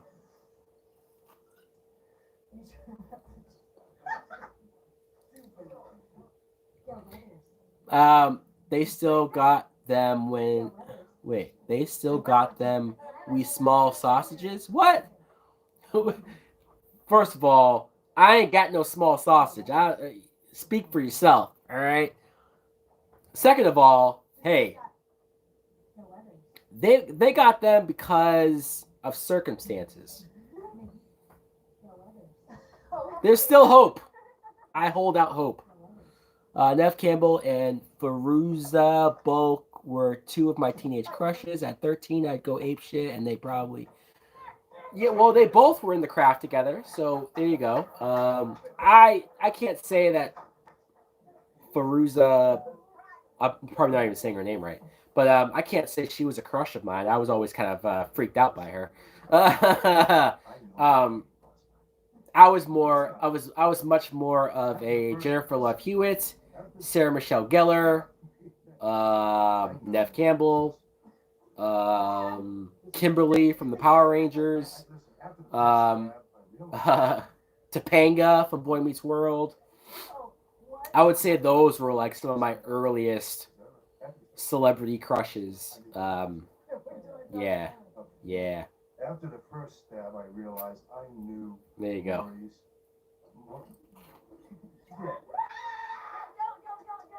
Here we go. After starting the first stab, I realized. Why is every blooper? It's like Parker Posey being the one that like is fucking up scenes. Jen from Time Force. I don't know what that is. Time Force.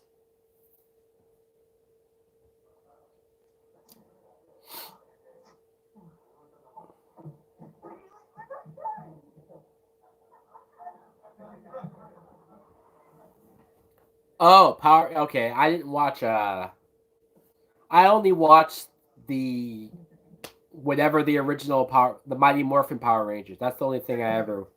I didn't watch any of the like later installments, Time Force and the dinosaur. Whatever the fuck Power Rangers came later, I didn't watch any of it.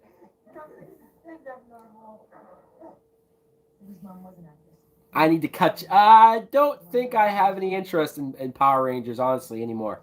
That was totally a '90s when I was a young kid thing. I can't really give much of a shit about Power Rangers nowadays.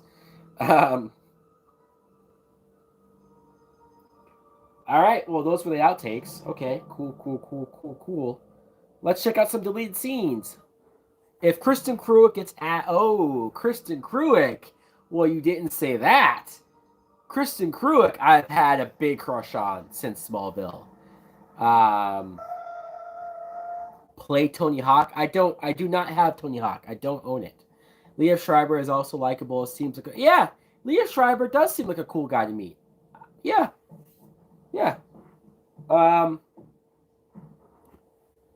But Kristen Cruick, man, I would like to meet her. Although there's probably no way that I would meet Kristen Cruick and not probably creep her out, right? Like, I don't know. I would be way too nervous to talk to Kristen Cruick.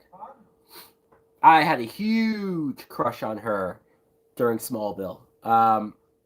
Angelina Jolie, yes. Angelina Jolie just oozes sexuality. The detective from Saw 5 was an a-hole. Well, she's not on the virtual event, but people, okay, she was horrible in Chung-Li. Yeah, that's true. As much as I like Kristen Cruick, The Legend of Chun-Li was not good. No. But hey, at least, at least she tried. Oh, poor Kristen. Ever thought of meeting Jean-Claude Van Damme? You know what? I've never really watched a Jean-Claude Van Damme movie. I think the only movie I've seen with him is him playing the villain in Expendables 2. Like I've never seen any of his movies like that. I'm not a Van Damme person at all. Like I don't dislike him. I didn't grow up on his stuff. I didn't watch his stuff. So I definitely wouldn't have anything to say to him, right?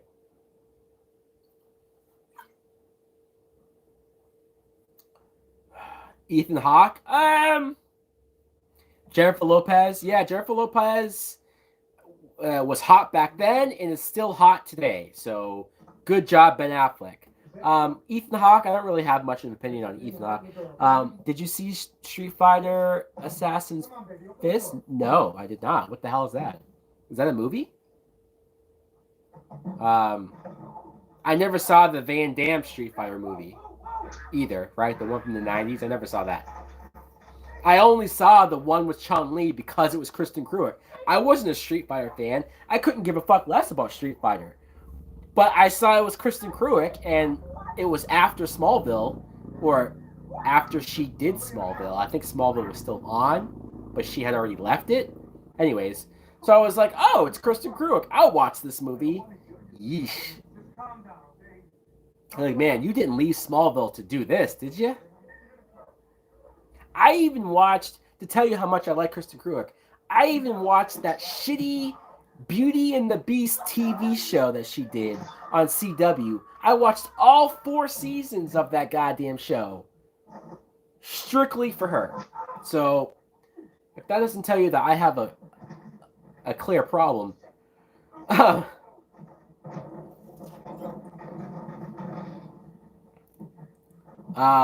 You got till February 26th to decide. Only a fan of Rob Van Dam. Hell yeah, Brandon. Check out Kickboxer, Bloodsport, 2 of his best. Street Fighter was his worst. Much power. Hey, we all have our weird celebrity crushes that, we'll watch any shitty movie that they're in. I mean, to be fair, I watched Smallville at like the right age to probably become obsessed with her. Maybe I shouldn't say obsessed, so I don't know. This is on the internet, right? Oh. In the sequel. Fair warning, the virtual interview are only 2 minutes long. All right, fuck that shit. No, thank you. No. And how much does it cost? Like $100 probably? Like $150? How long does that shit cost?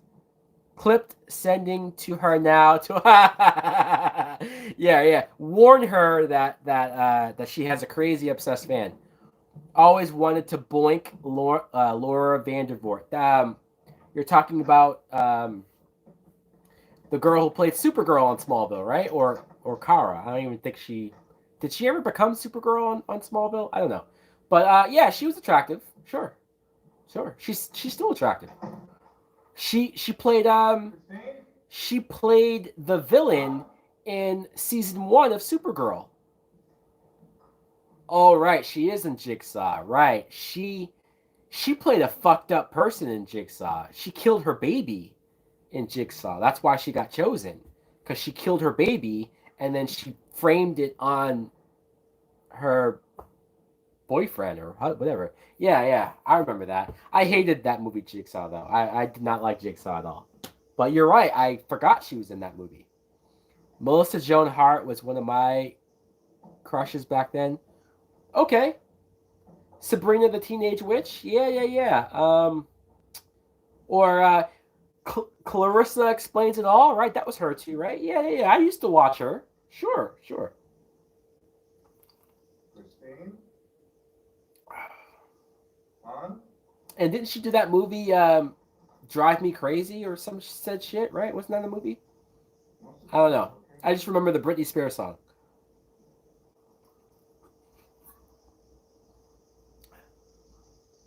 Tom is 200. Tom is 200. Well, I mean, I know Tom is Tom. Tom is the guy. $200 to get a 2-minute thing with Tom Welling? Fuck. Hey. All power to you. I mean, fuck, man. Shit. I wouldn't pay $200 to talk to fucking Kristen Kreuk for 2 minutes. Are you kidding me? I mean, look, All right, stop fucking around. Where are you? Chris? But hey, clearly people are paying that price. More power to them. Honestly. It's just, I would never do that. Is there any actor that I would pay $200 to talk to for 2 minutes? Call the police and call me back. I mean, I don't know. I can't even. It would take me a full minute probably to get out it would take me a minute to say I'm a huge fan, blah blah blah. I loved you in these 5 movies, and then I would ask my question, and then that's a minute, right? And then that gives them a minute to talk, and then it's over. It's like, fuck, you know what I mean? Like, Undertaker was $400. Fuck Undertaker, man. I like Undertaker, but fuck you, charging $400. Nah, man, nah. Oh, Tom is 125. Okay, all right. Okay. I mean, yeah, that's not as bad. All right, all right. Tom and Erica together is 200. Okay, that's more. That's a little better. That's a little better. When you think of Michael Keaton or what was that? When I think of Michael Keaton, what? What's the first thing as far as his movie characters that comes to your mind? When I the first thing when I think of Michael Keaton is Batman. You know, Beetlejuice is probably a close second because I grew up on Beetlejuice. I watched Beetlejuice so much. But it's still, yeah. So wait, hold on, wait. Are you saying it's $200 to talk to both Tom and Erica for 2 minutes, like together, not each? I only get to talk to both of them for 2 minutes for $200? Okay, then no. We're back to fuck that shit. We're back to no. No. 2 minutes? Give me 10 minutes. God damn it. Give me 10 fucking minutes. 10 minutes with them. Let me ask them like 5 questions. You know? Come on. Come on, give me a break. If I'm dropping 2 bills, let me have a conversation with them, not just I can have a 2-minute conversation with them if I bump into them on the fucking street, or if I bump into them, come on, I can see them in the restaurant and have a 2-minute conversation with them. I put on deleted scenes, and they shot Cotton's death so different. Like, they shot his death like 4 different times or 4 different ways. Erica alone is 95. Okay, that's not terrible. She was one of the main characters of the film or the show. Apparently, there was an alternate version when before the killer stabs Cotton, he says, "But wait, I'm in the sequel." Which is weird. I mean, I'm glad they took that out. Not nearly as good as when Rose McGowan says, "No, Mr. Ghostface, don't kill me. I want to be in the sequel." That's, way better. Talking to somebody like Robert Englund would cost an arm and a leg. Imagine that. John Schneider is 160. He costs more than Tom Welling? Look, I know he's been around since like Dukes of Hazzard, but Tom Welling costs less? Okay. If somebody is willing to pay $160 to talk to John Schneider, then you clearly have too much money. Christopher Lloyd is $300 with an extra $200 for a photo. Oh my god! See, I'm glad that I don't have this need to meet actors and because you're talking about $500 to meet and get an autograph or a picture with. Look, Christopher Lloyd is great, and God knows he only has so much time left. So, and he's fucking Doc Brown, and he was also Uncle Fester, and he was also the villain in fucking Roger Rabbit. So don't get me wrong, but that's a lot, man. That's excessive, man. Oh man.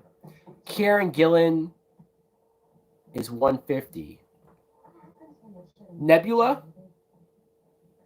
I didn't watch Doctor Who, so I'm sure people love her from that too, but I didn't watch that.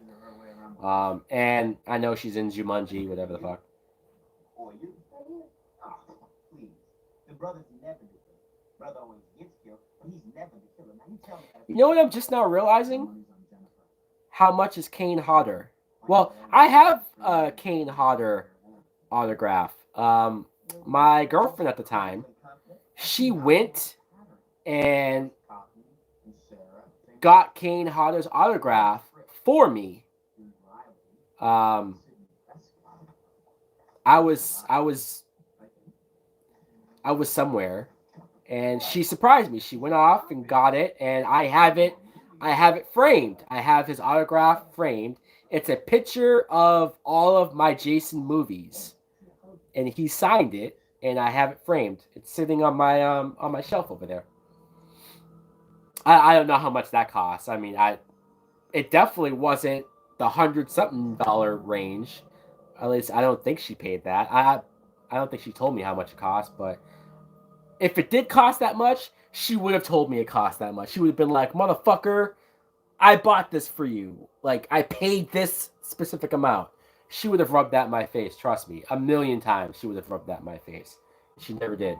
So I know it's probably fairly priced.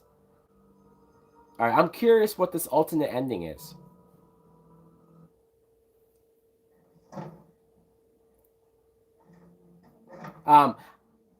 I do want to meet Robert Englund though, or at the very least get his autograph. I have Kane Hodder's autograph. I want to get Robert Englund's autograph.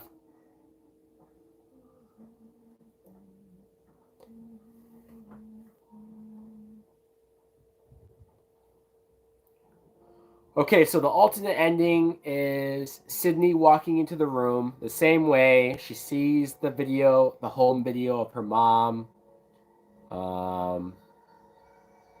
I wonder what's so different. Okay, so the killer comes out of a room. That's different.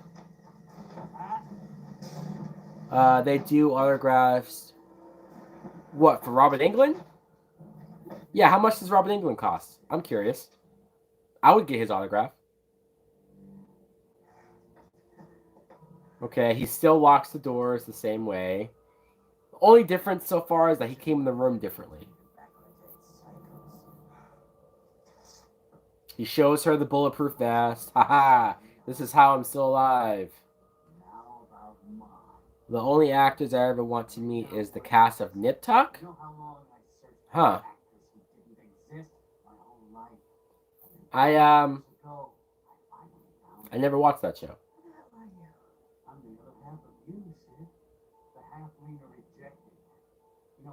What's the difference of this? Oh, okay. So the monologue is slightly different. Imagine the cost of Michael Jackson. Well,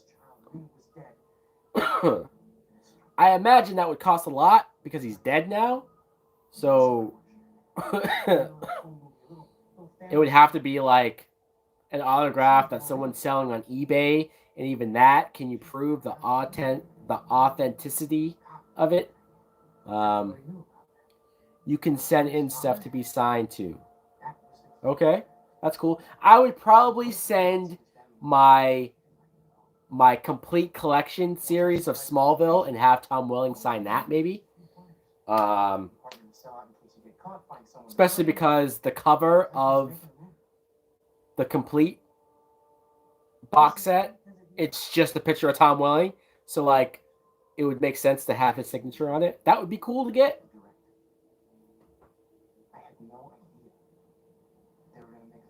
Although that would be a bitch and a half to send in because the thing is big and heavy.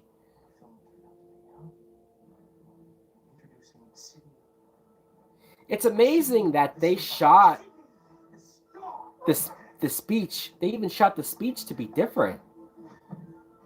Like, why did they shoot that twice, but differently? Like, I don't... Tom Welling to sign something random is 75. Smallville stream one day? Hell yeah, I'm down. I am definitely down for a Smallville stream. Yep. In fact, that's coming. I am down. I am down. You know what? I think I would spend $75 to get Tom Welling's signature on my on my um on my box set. I would do that. I would do that. I would definitely do that. See, I would rather pay 75 for his autograph and to be able to look at that on my box set every time instead of a 2 minute interview or virtual meeting that I don't know. I would probably just come off awkward to him, and I don't know. I don't know. Yeah, man. You know. You don't have to do this, Roman. Tell me what you want, I can make it happen. Any picture, name your budget, script approval, final cut.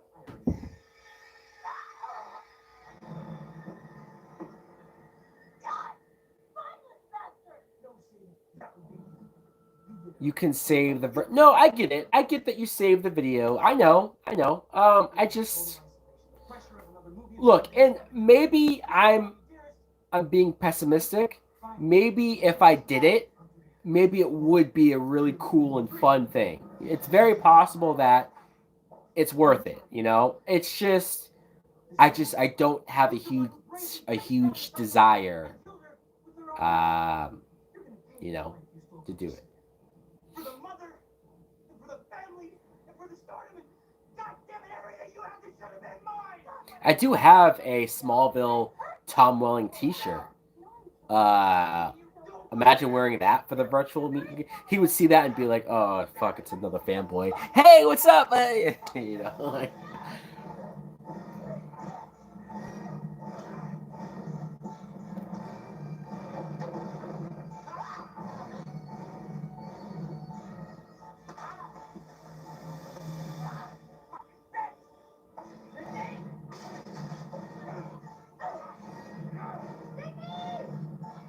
it's funny because they didn't add the sound effects of them hitting each other. So when you see her punch him and him punch her, there's no sound to it at all. So it looks goofy. Whoa! What was that? He kicked her in the face, but again, without the sound effect, it looks goofy. I love being a geek. Me too, man. Hell yeah. I'm a total geek. Absolutely.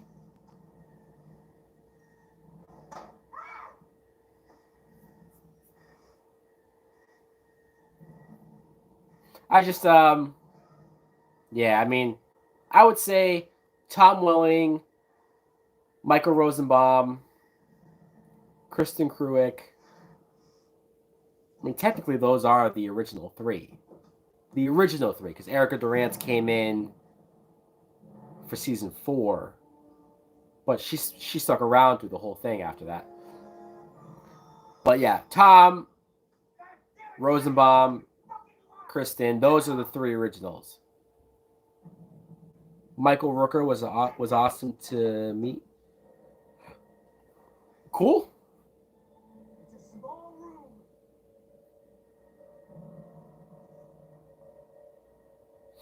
Was that like a Walking Dead thing? A Walking Dead con?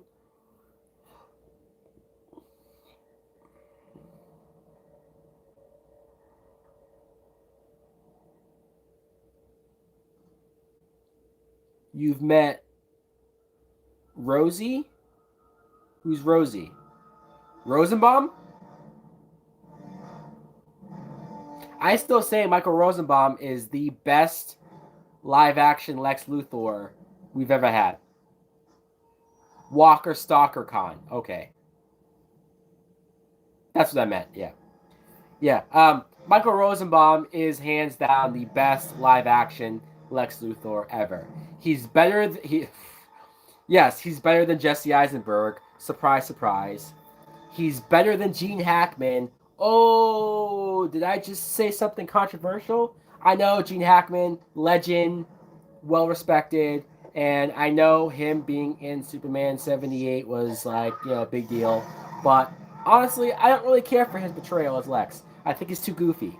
Michael Rosenbaum, so layered, such a tragic Lex. He actually, is right. the fact that Clark did lie to him for years, and he actually did try to be Clark's friend legitimately. His father treated him like shit. He was tortured. When I think of Kevin Spacey, you mean Kevin Spacey's performance as Lex? He was fine, but I didn't love him either. I thought he was, and to his credit, he was having to be Gene Hackman's Lex. He was having to be wrong. Superman will never wrong. Probably the best moment of that film. But I think if Kevin Spacey was able to play a truly evil Lex, he could do a great job. He could pull it off. I mean, obviously, take John Doe from Seven and imagine that as a Lex Luthor.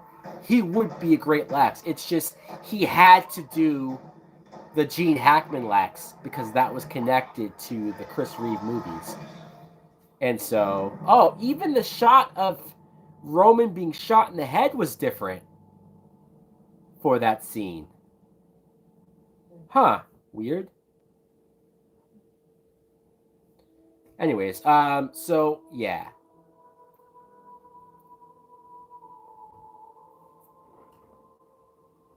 What the fuck?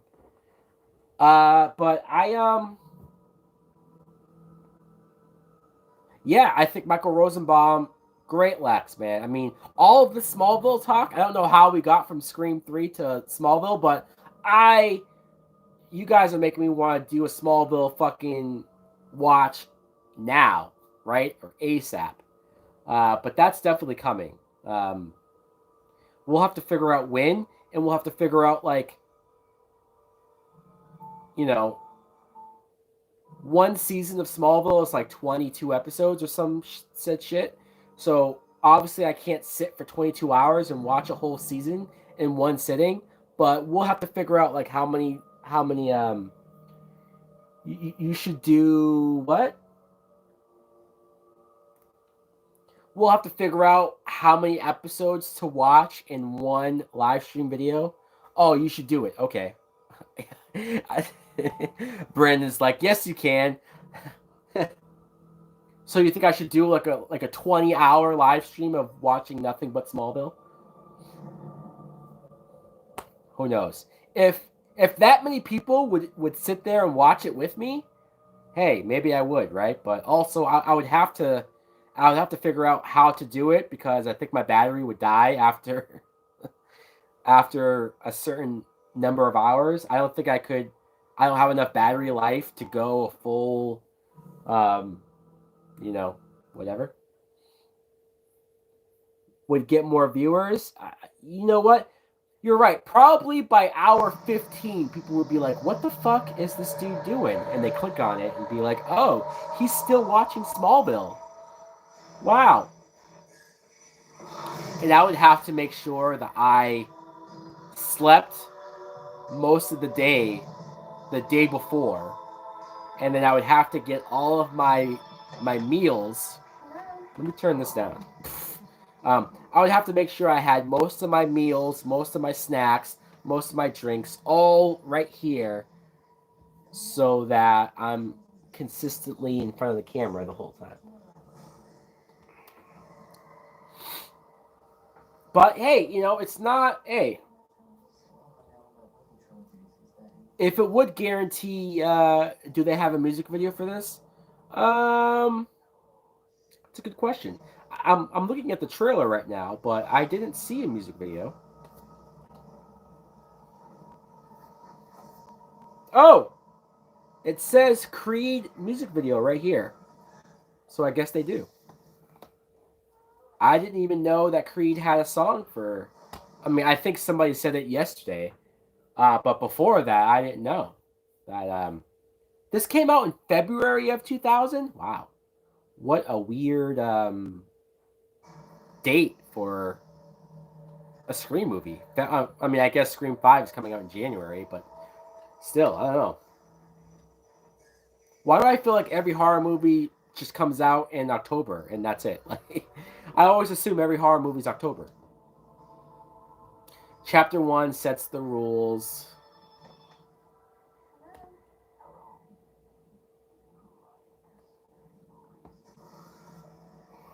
Chapter 2 bends the rules, and then what? Chapter 3 breaks the rules. Is that what it is? September to February, basically.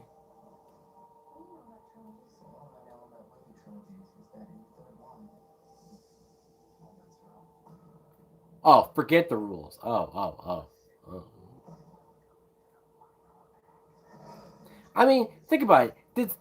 Did Scream 3 really do anything that was so like shocking that it broke the rules? I know they're trying to treat the reveal of Sydney having a brother as this big reveal or big fucking thing, but ultimately this movie didn't do shit to change the rules or to like, oh my god, this changed everything.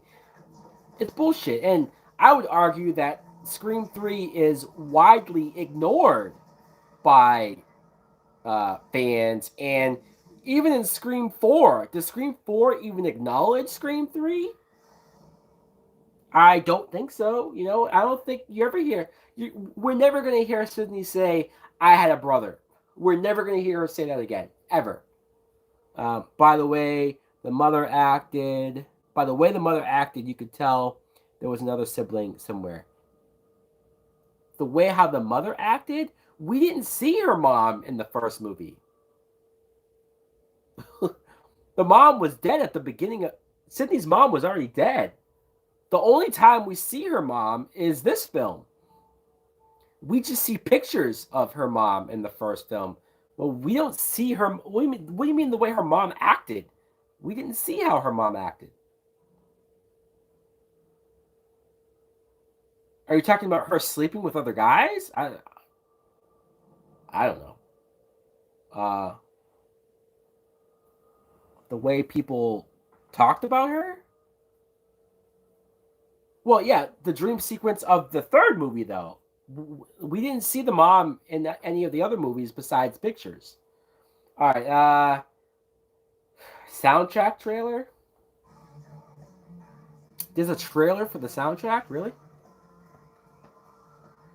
Scream 3, the album, featuring Creed, What If. I don't know if I know this song.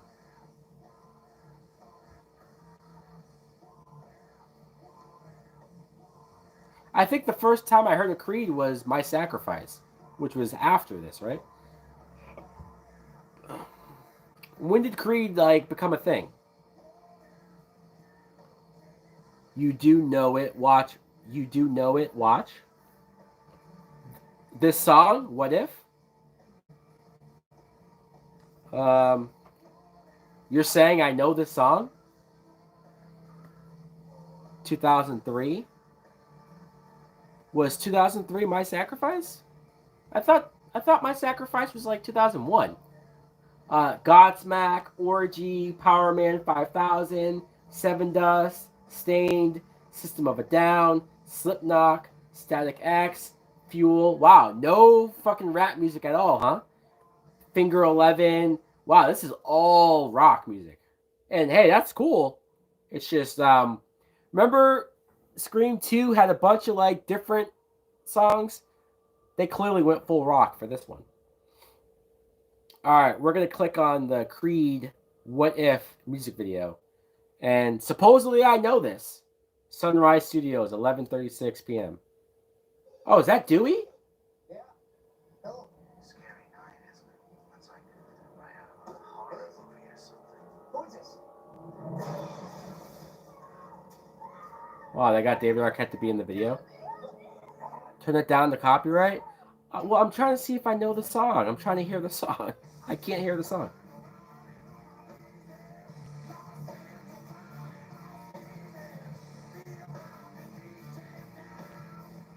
All right, I'll turn it down. You're right. I don't want to get hit. I don't want to get hit with copyright. I'll listen to it later. I'll just watch the video.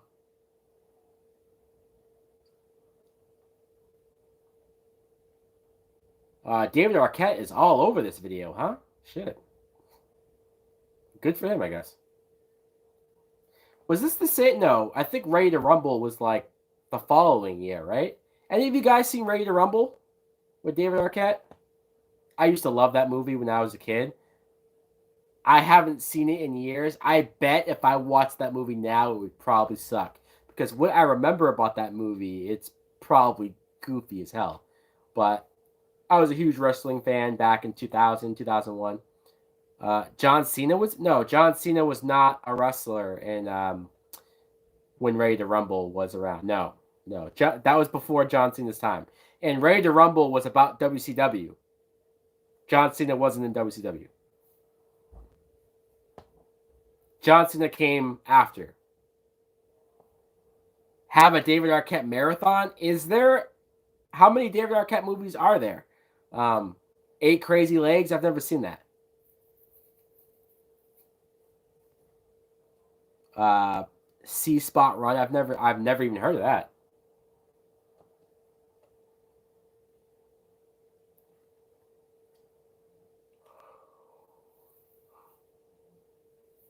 Wow. I will say that he has quite the resume. Okay. I will say that the killer going after the couple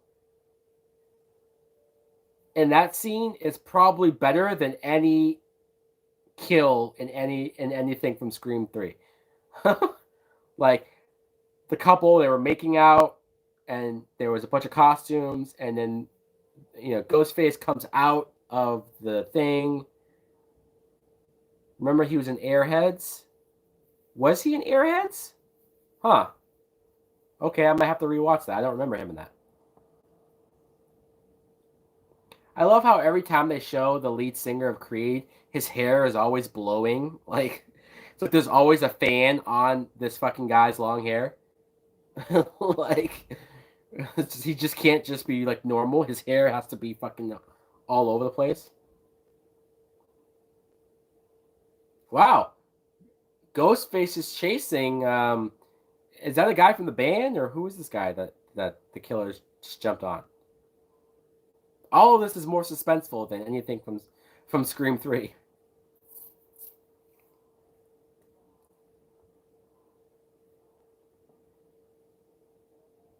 Okay, and he's playing basketball now, and Ghostface heard that and is now going to kill him.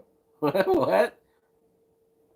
Oh, where are they making out? Is this like Poison Ivy's lair or something? The lead singer now is with some girl, and there's nothing but bushes. And Ghostface is there. Oh, and they hear something. They're looking around. I will say I do like this music video because of how much they incorporated Ghostface coming through the window and grabbing the guy. That was cool. Again, better than anything in the actual movie. Wow. Whoever directed this music video probably should have directed Scream 3, or at least the kills. Because it's already more creative. Uh, yeah. Do a 2000s horror movie watch all the horror movies made in the 2000s? What? Um, I mean, well, Scream 3 is already one of those, but I don't know.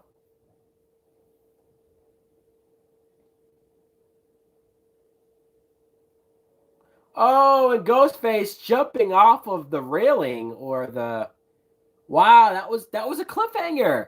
Ghostface jumped off of the fire escape on top of Dewey, and then the video ends. Wow. You know what, Creed? I couldn't really hear the song, but I will say I like that music video. Much better than the music videos from Scream 2. Creed, what's this life for in H2O? Is it? Oh, Creed's been around since H2O? Okay, good for them. Um, Superhero early 2000s film watch. The song's a banger. Is it? Okay, I will check the song out later. Um, all right. Oh shit. What?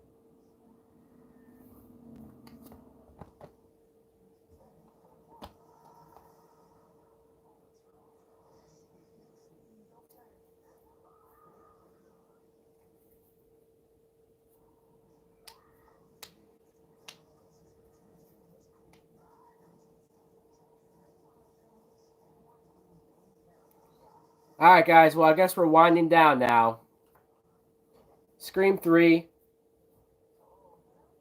It was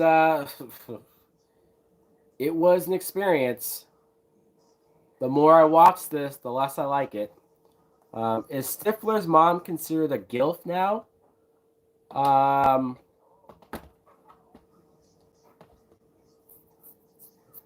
I mean, I guess she's at that right age, but Stifler doesn't have any kids, so I guess technically she's not a grandmother. I think she has to be a grandmother, right, to be a gilf.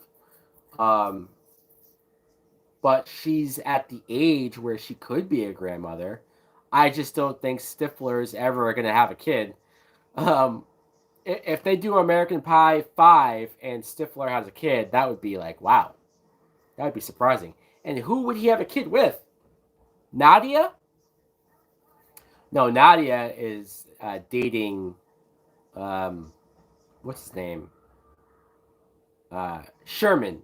Shermanator, yeah. I'm pretty sure Nadia is still dating him, right? Or no, in American Reunion, Nadia showed up to the reunion with a guy that was supposed to kind of look like Jim, right?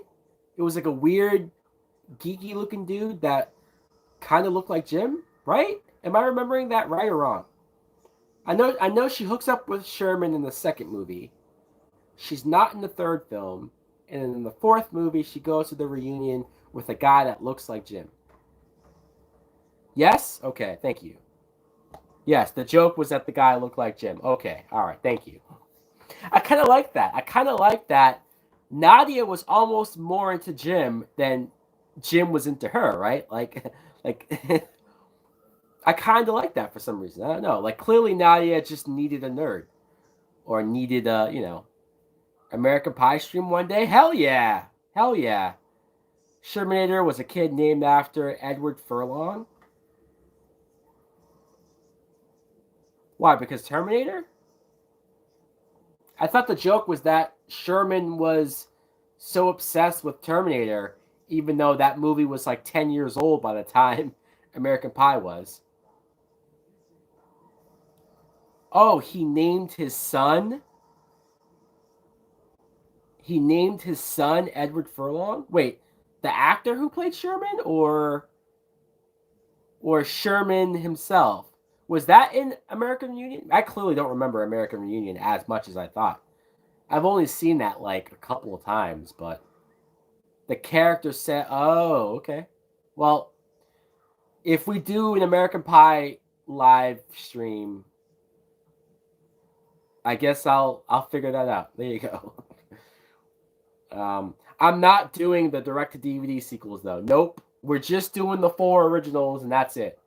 God, fucking God, I cannot sit through those direct to DVD movies. I can't. I can't. Maybe the one with the girls. Um, you gotta watch the new Jackass. Oh hell yeah, yes, Jackass Forever. I am gonna watch that in theaters probably. I want to laugh my ass off. Um, Although when I saw Jackass 3D, that one was so gross because there was so much shit and vomit humor in the third one that it was I don't know I don't think I could ever watch that third one again. It was so disgusting. Johnny Knoxville is going to be in the Royal Rumble. That's true. He announced he's going to be in the Royal Rumble. I didn't expect you to still be on here. Oh no, well, you're right. The movie's been over. I've been playing deleted scenes, alternate ending. They did the music video for Creed. I put on. Now I'm watching TV spots. I'm talking to people because so many. The chat's been on fire. You're going to the Royal Rumble? Oh, I'm jealous, dude. The Royal Rumble is the one show that I have not been to. Well, that and SummerSlam. SummerSlam and Royal Rumble are the two shows that I want to go to before I stop watching wrestling completely.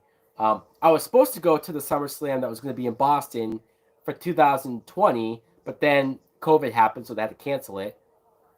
Come to St. Louis? Yeah, I wish. I wish. Knoxville must dress up like Bad Grandpa for the run. That would be hilarious. That actually would be hilarious if he comes down to the ring as the old grandpa, and to see that character get his ass kicked, or even do a couple of moves on some of the jabroni wrestlers, whoever the fuck, jobber wrestlers. Yeah, that's the way to do it. That's the way to do it. Uh, okay.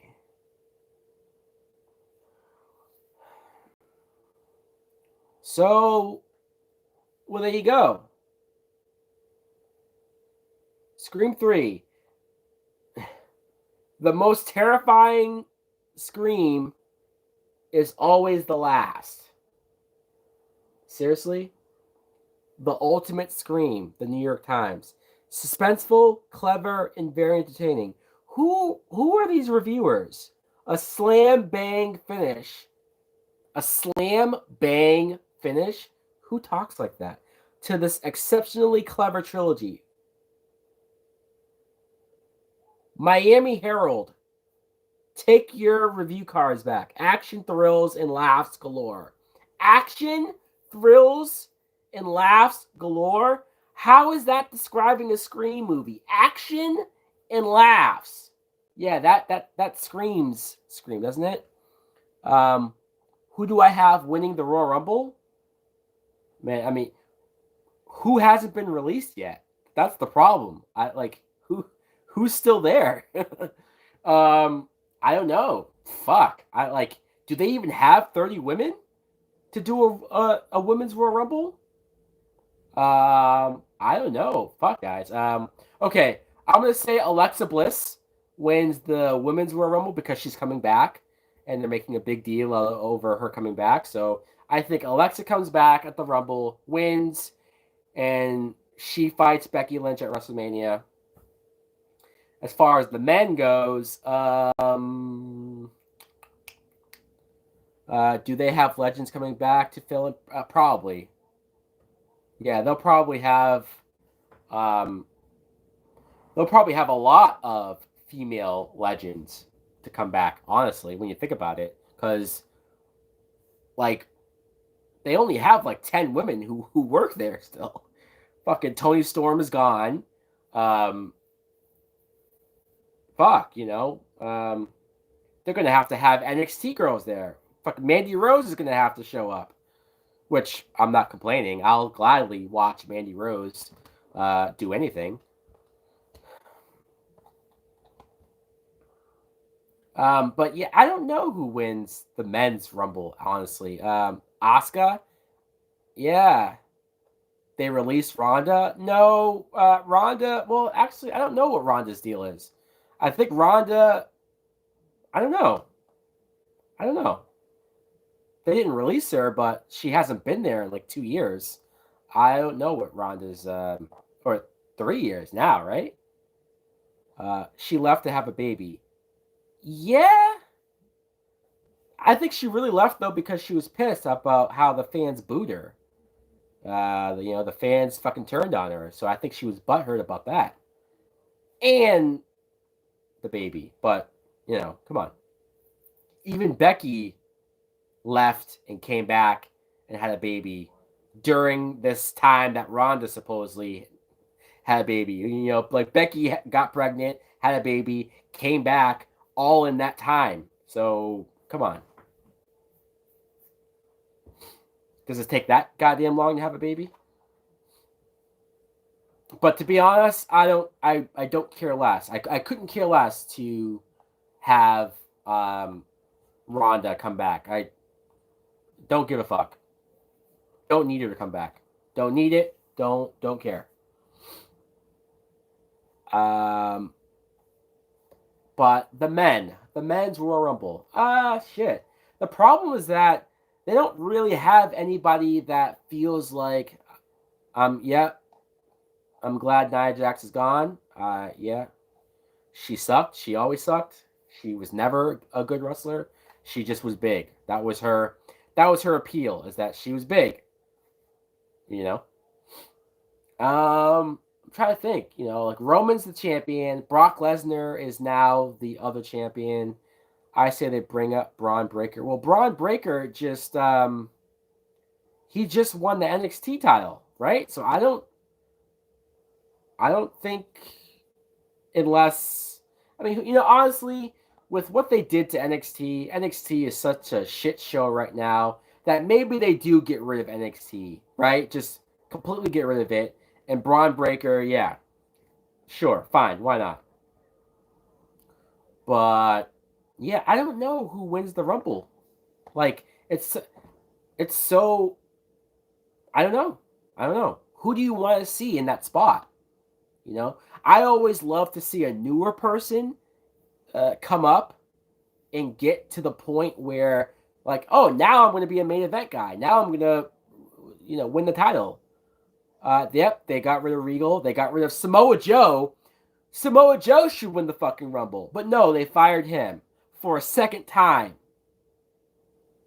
If Samoa Joe came, won the Rumble, went on to fight either Roman or Brock, or, if Bobby Lashley wins the belt, you could have Samoa Joe fight anybody, and that would be a kick-ass match. They missed the boat. Um, Austin Theory, man.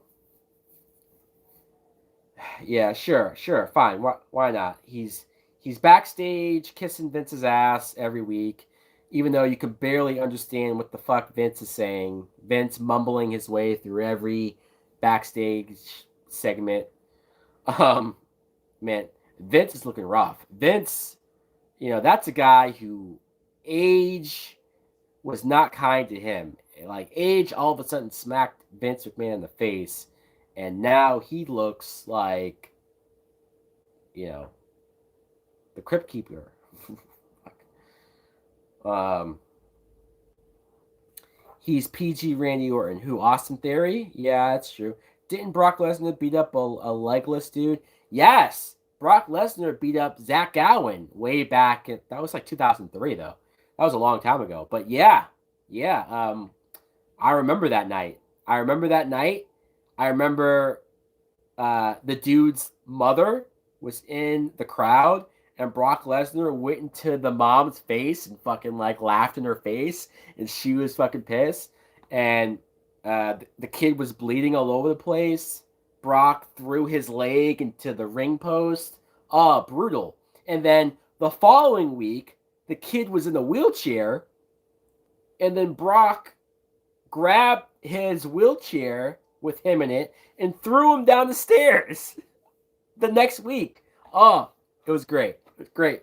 Good shit, man. That was when SmackDown was good, like consistently every week. Oh, good shit, man. Good shit. WWE needs to bring back blood. Yeah, I mean, there's something about uh, people blading themselves and cutting themselves that sounds very fucking gross to me now. Like, obviously, when I was a kid, that was the way it was. But, like, now, when I think about it, like, a wrestler having a fucking needle and blading themselves, it's like, I don't really want to see that anymore, to be honest. I don't need to see them cutting themselves. And then when you see wrestlers in their 50s, all those years of blading themselves, their forehead is scratched to shit. It's like, no, I would rather no blading, please. No, no, no.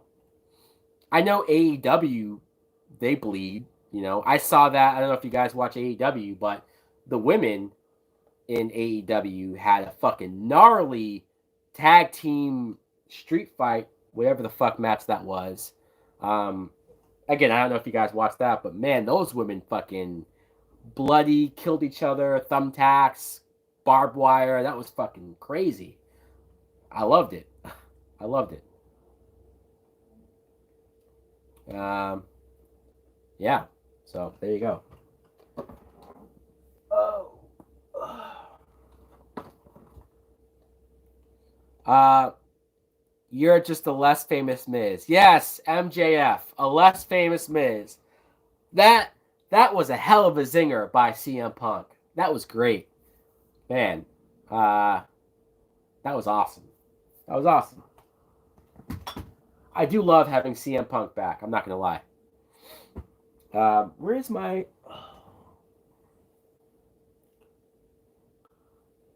Uh, the black goo the Edge uses is weird. Yeah, yeah, that is weird, especially because it used to be the blood bath, but now because they're PG, they can't even use fake blood. Stalker story time. Oh, um, wait, hold on.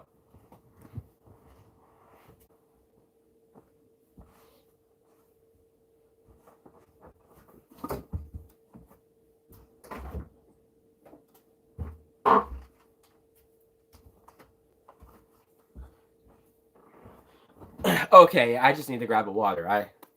My mouth was getting dry. I didn't have any more blue drinks. Okay, so yes, I agree. The black goo oily shit that Edge uses, it's weird.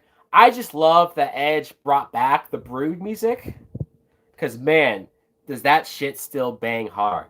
I love that Brood music, man. When he comes out to that, I think he's come out to it twice now. It's like how how does today's music not sound anywhere as oh shit. Are we good? I dropped my camera.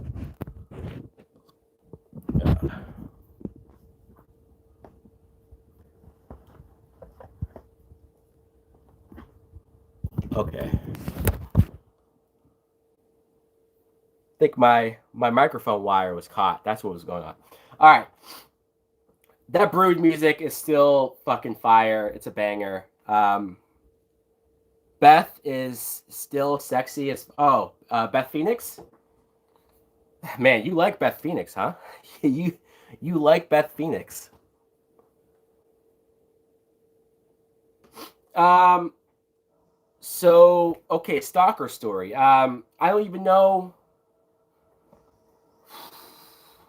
which stalker. It's sad to say. I think I have a couple of stalker stories. Which is it the one? Well, there was one about a girl who stalked me. Uh, but like this was somebody in person. But there was another stalker. That somebody who was one of my YouTube subscribers, and he used to comment on my stuff all the time. I think he's commented on my stuff. It's been a little while since I've seen him comment on my stuff, but he found me on Facebook. This was years ago, and this was back when like I didn't mind. I accepted anybody, everybody, whoever, right? So I accepted him, and he started messaging me, which was fine. And I think he would just ask me like random stuff.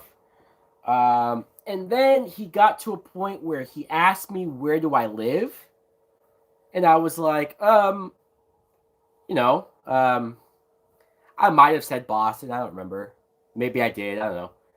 And then he was like, no, but like, where exactly do you live? Like, like exactly. He wanted my address.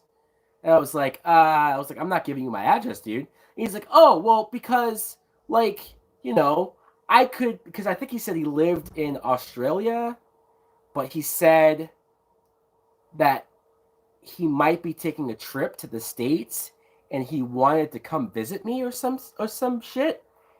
And again, maybe he didn't mean it as creepy as I was taking it, but I was definitely like, I was like, yeah, dude, I don't think I'm comfortable with that. Sorry. And then he wrote to me again. I didn't respond to him. And then every day for the next like 6 months, he would write to me and say hello. And I just never wrote back. And every morning I would wake up and he would write me a Facebook message saying hi. Next day, hello. Next day, hi. Next day, hi there. It just, I never wrote back because by that point I was kind of weirded out. And it got weirder and weirder. The more, it's like, I don't know what, if he expected, but like by week 3, if I keep doing this, eventually he's going to write back. Like, I don't know what the mindset is of people like that. And so after a few months, I blocked him because by that point I just was like, all right, because I'm not trying to block. I'm not trying to block people who watch my stuff because I appreciate anybody that watches my stuff and likes my stuff. Uh, it's totally cool to have anybody who's interested in watching me or talking with me. So, but after a while, I was like, okay, I'm gonna block him because I blocked him from Facebook. I didn't block him from YouTube. He still has access to my YouTube channels. He comments once in the blue moon on my channel, still. But I blocked him on Facebook, and then he created a new Facebook account and started writing to me again with the new account. Hi, hello. And that went on for a few weeks, and I blocked that account. And he probably created 3 or 4 new Facebook accounts, and he would send me an ad, like a friend request, and I would never accept, but he would still try to message me saying hi, and it was creepy. It was creepy. Um, again, like, when you think about it, it's like maybe I overreacted when he asked me for my address because maybe he was just being nice. But then when you add on how creepy he was after that, it's like, okay, no, I made the right call by not giving, you know what I mean? By not, like, I was definitely right to be suspicious because clearly this guy has some issues. And also, yeah, right, yeah, I'm not going to give my address to a random person. I mean, look, but he also had a weird name, too. I'm not going to say his name, but he had, like, a very memorable name, but it's not a normal sounding name. It's definitely, it does sound like kind of a serial killer's name, but all right. Yeah, it probably wouldn't have been a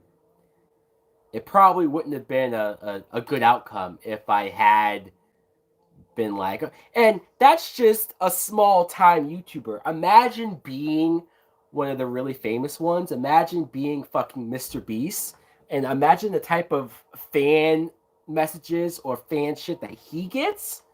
Like, holy fuck. I can't imagine. It's that times 1,000, 100,000. I. But so that was my YouTube stalker experience.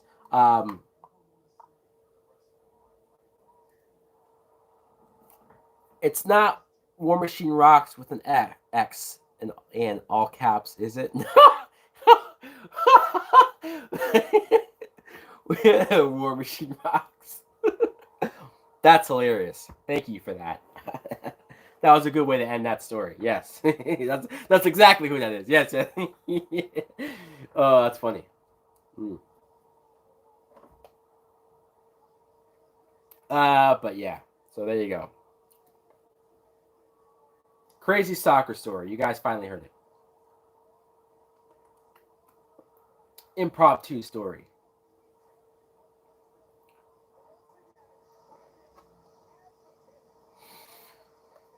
So, all right. Well, I guess we've gone over 3 hours. We're clearly not talking about Scream 3 anymore.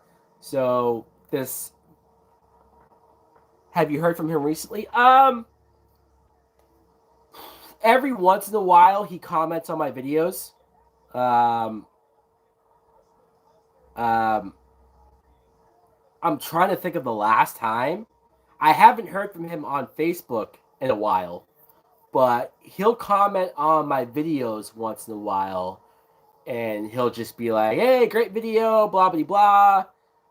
and I recognize his screen name, and I'll think to myself, "Oh, well, he's still watching my stuff. There he is." um, you know, again, I appreciate people who like my stuff, but yeah, that guy definitely sticks out, and I'll never forget him. I'll never forget that guy. And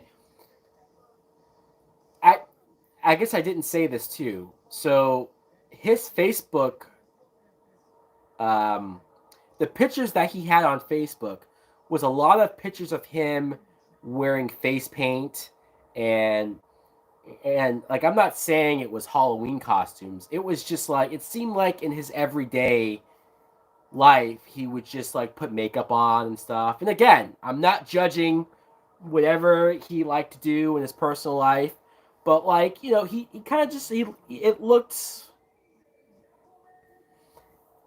it was suspect. He didn't look like he looked like a loner. He looked like a dude who didn't have a lot of friends, which again, not everybody's fault. Not everybody has a lot of friends. It's just when you add everything together, you know, there was a lot of variables, a lot of qualities that just did not seem right with me.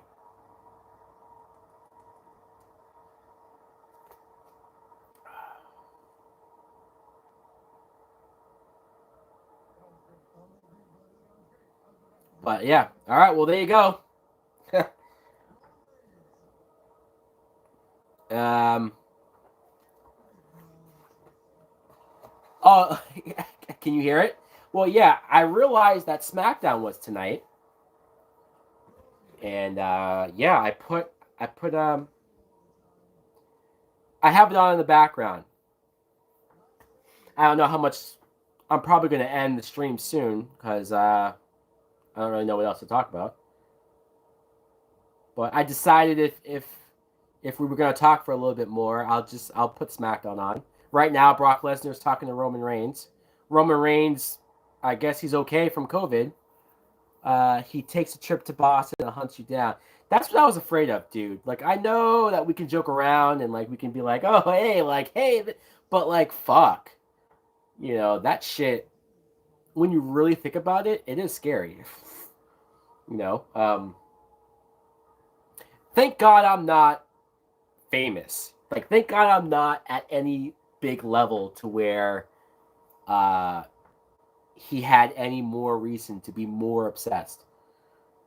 You know, maybe maybe I overreacted, and maybe he was just a weird dude who didn't really know how to talk to me, and so he just came off creepier than he meant to. It's very possible, but at the same time, I ain't taking no chances. Hold me for ransom. um, be like Nancy and booby trap your house. Hell yeah, Nancy. Nancy Thompson, my favorite female character in any horror movie. Nancy Thompson. I love Nancy. Heather Langenkamp, great character. Bullshit that they kill her in Nightmare 3. Such bullshit.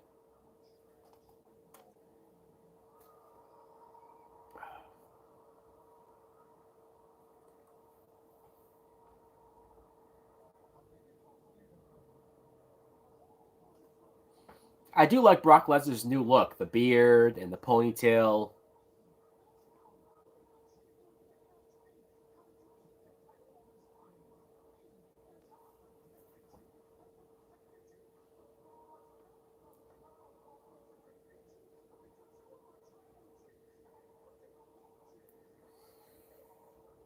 So, yeah. All right. Well, this was interesting. This was fun. We talked about Scream 3. We talked Brock's cauliflower ear. Yeah. You could tell Brock. I wonder, was that from UFC or did he always have that? Maybe that was a UFC thing. I feel like a lot of UFC fighters have that. Yeah, it was a UFC thing? Okay. I feel like a lot of MMA fighters have that cauliflower ear.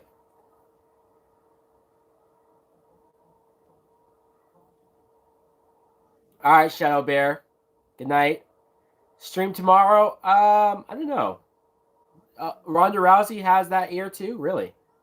Oh, Superman punch, and he's down. Brock Lesnar's down. I don't know. I don't know. Do I want to do a Scream 4 stream tomorrow night? What do you guys think? Should we do that tomorrow or should we wait a couple days?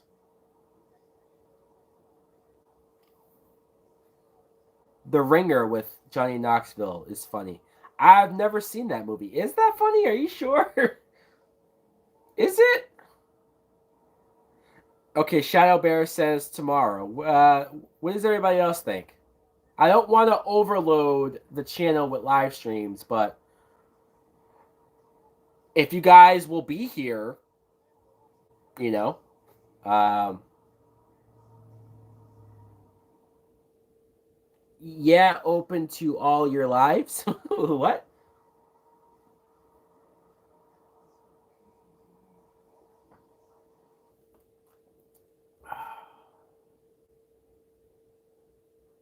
Should I live stream the Royal Rumble? What do you guys think?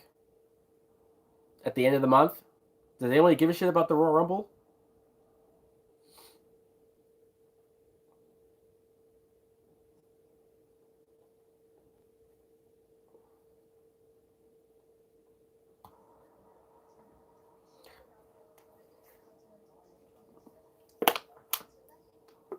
Yeah, you guys are down for a Royal Rumble live stream? Okay, I mean, I'll think about it. You can, but I'll be there. Oh, right, you'll be there live, you motherfucker. Good for you. Do you think Peacock is better than WG Network? No. No. Peacock is very annoying to use. I don't like the mechanics of it. I don't like the fact that they don't let you. Like, let's say if I start the pay per view an hour late, for whatever reason, if I was busy or if I was doing something, it doesn't let me start from the beginning. Whoa, Johnny Knoxville is there live talking to Sami Zayn. It's $5 cheaper. That's true. It is $5 cheaper. Although I actually get Peacock free because I have Xfinity, so it just comes with my cable. So I'm not paying anything for Peacock. I'm not paying anything for these fucking wrestling shows, which is because I don't think I would pay the $5 for Peacock. Honestly, I don't know. You know what I mean? Like, I don't watch anything on Peacock other than the wrestling shows. Um, yeah, I didn't even watch Halloween Kills on Peacock. I went to the fucking theater to see that.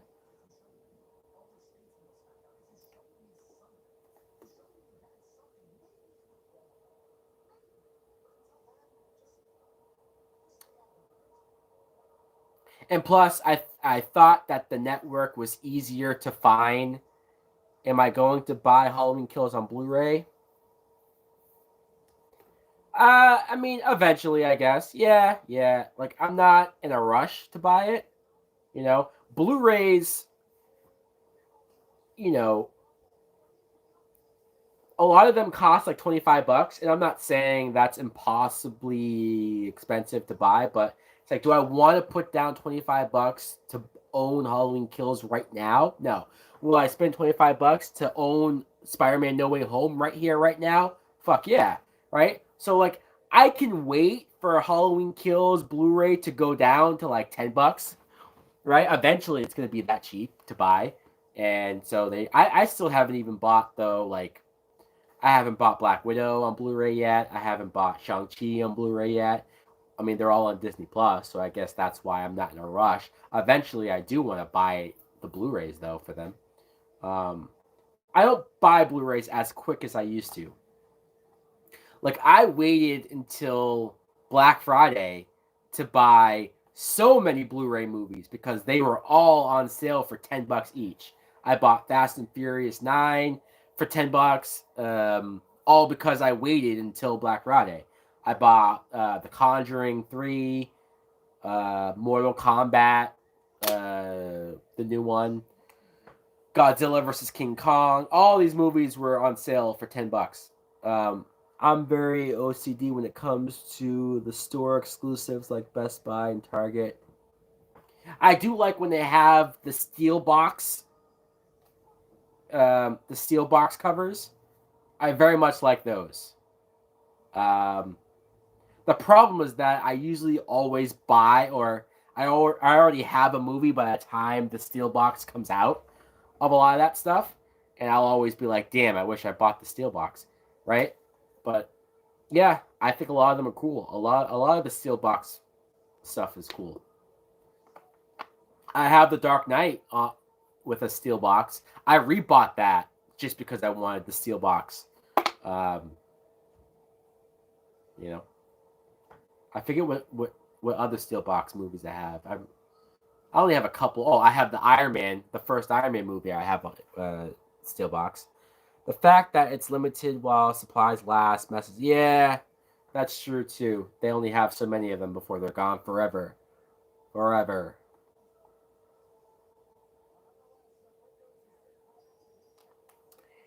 They become valuable over time. Sure, I'm sure. I wonder how valuable like my Iron Man steel box is. It's probably because that movie is over 12, 13 years old now, right? So I'm sure that's probably worth a lot.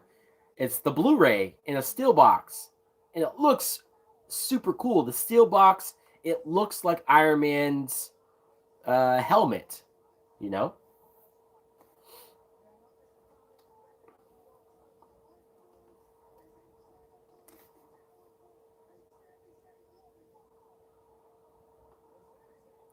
All right. Well, right now we're at the point where Sami Zayn is fighting Rick Boogs. So I might actually end up ending the stream right now, if I'm being honest. Oh, they're showing a commercial for Stab for Scream 5. Wait, let's watch that really quick. Liv? Liv? Okay, yeah, no. Of course, the black dude dies. You have a gun? I'm Sydney Prescott. Of course I have a gun. I'm Sidney Prescott. Of course, I have a gun. This movie, Sydney. Yeah, see? There is a shot of Courtney Cox, and there's the ambulance behind her, and she screams, and somebody's like holding her. And that might even be Nev Campbell holding her, right? I think that's Courtney Cox reacting to Dewey's dead body. Could be wrong. Could be wrong. But yeah, that's a good way to end the stream. A commercial for Scream 5. Anyways, guys, thank you for watching. Thank you for being a part of this. We will be back maybe tomorrow. Maybe. I don't know. Not confirming. Not official. But Charlie Caruso is pregnant. Good for her. Good for her. She used to be with WWE. She's pretty hot. So whoever got her knocked up, good on you, dude. Good on you. All right, guys. Later.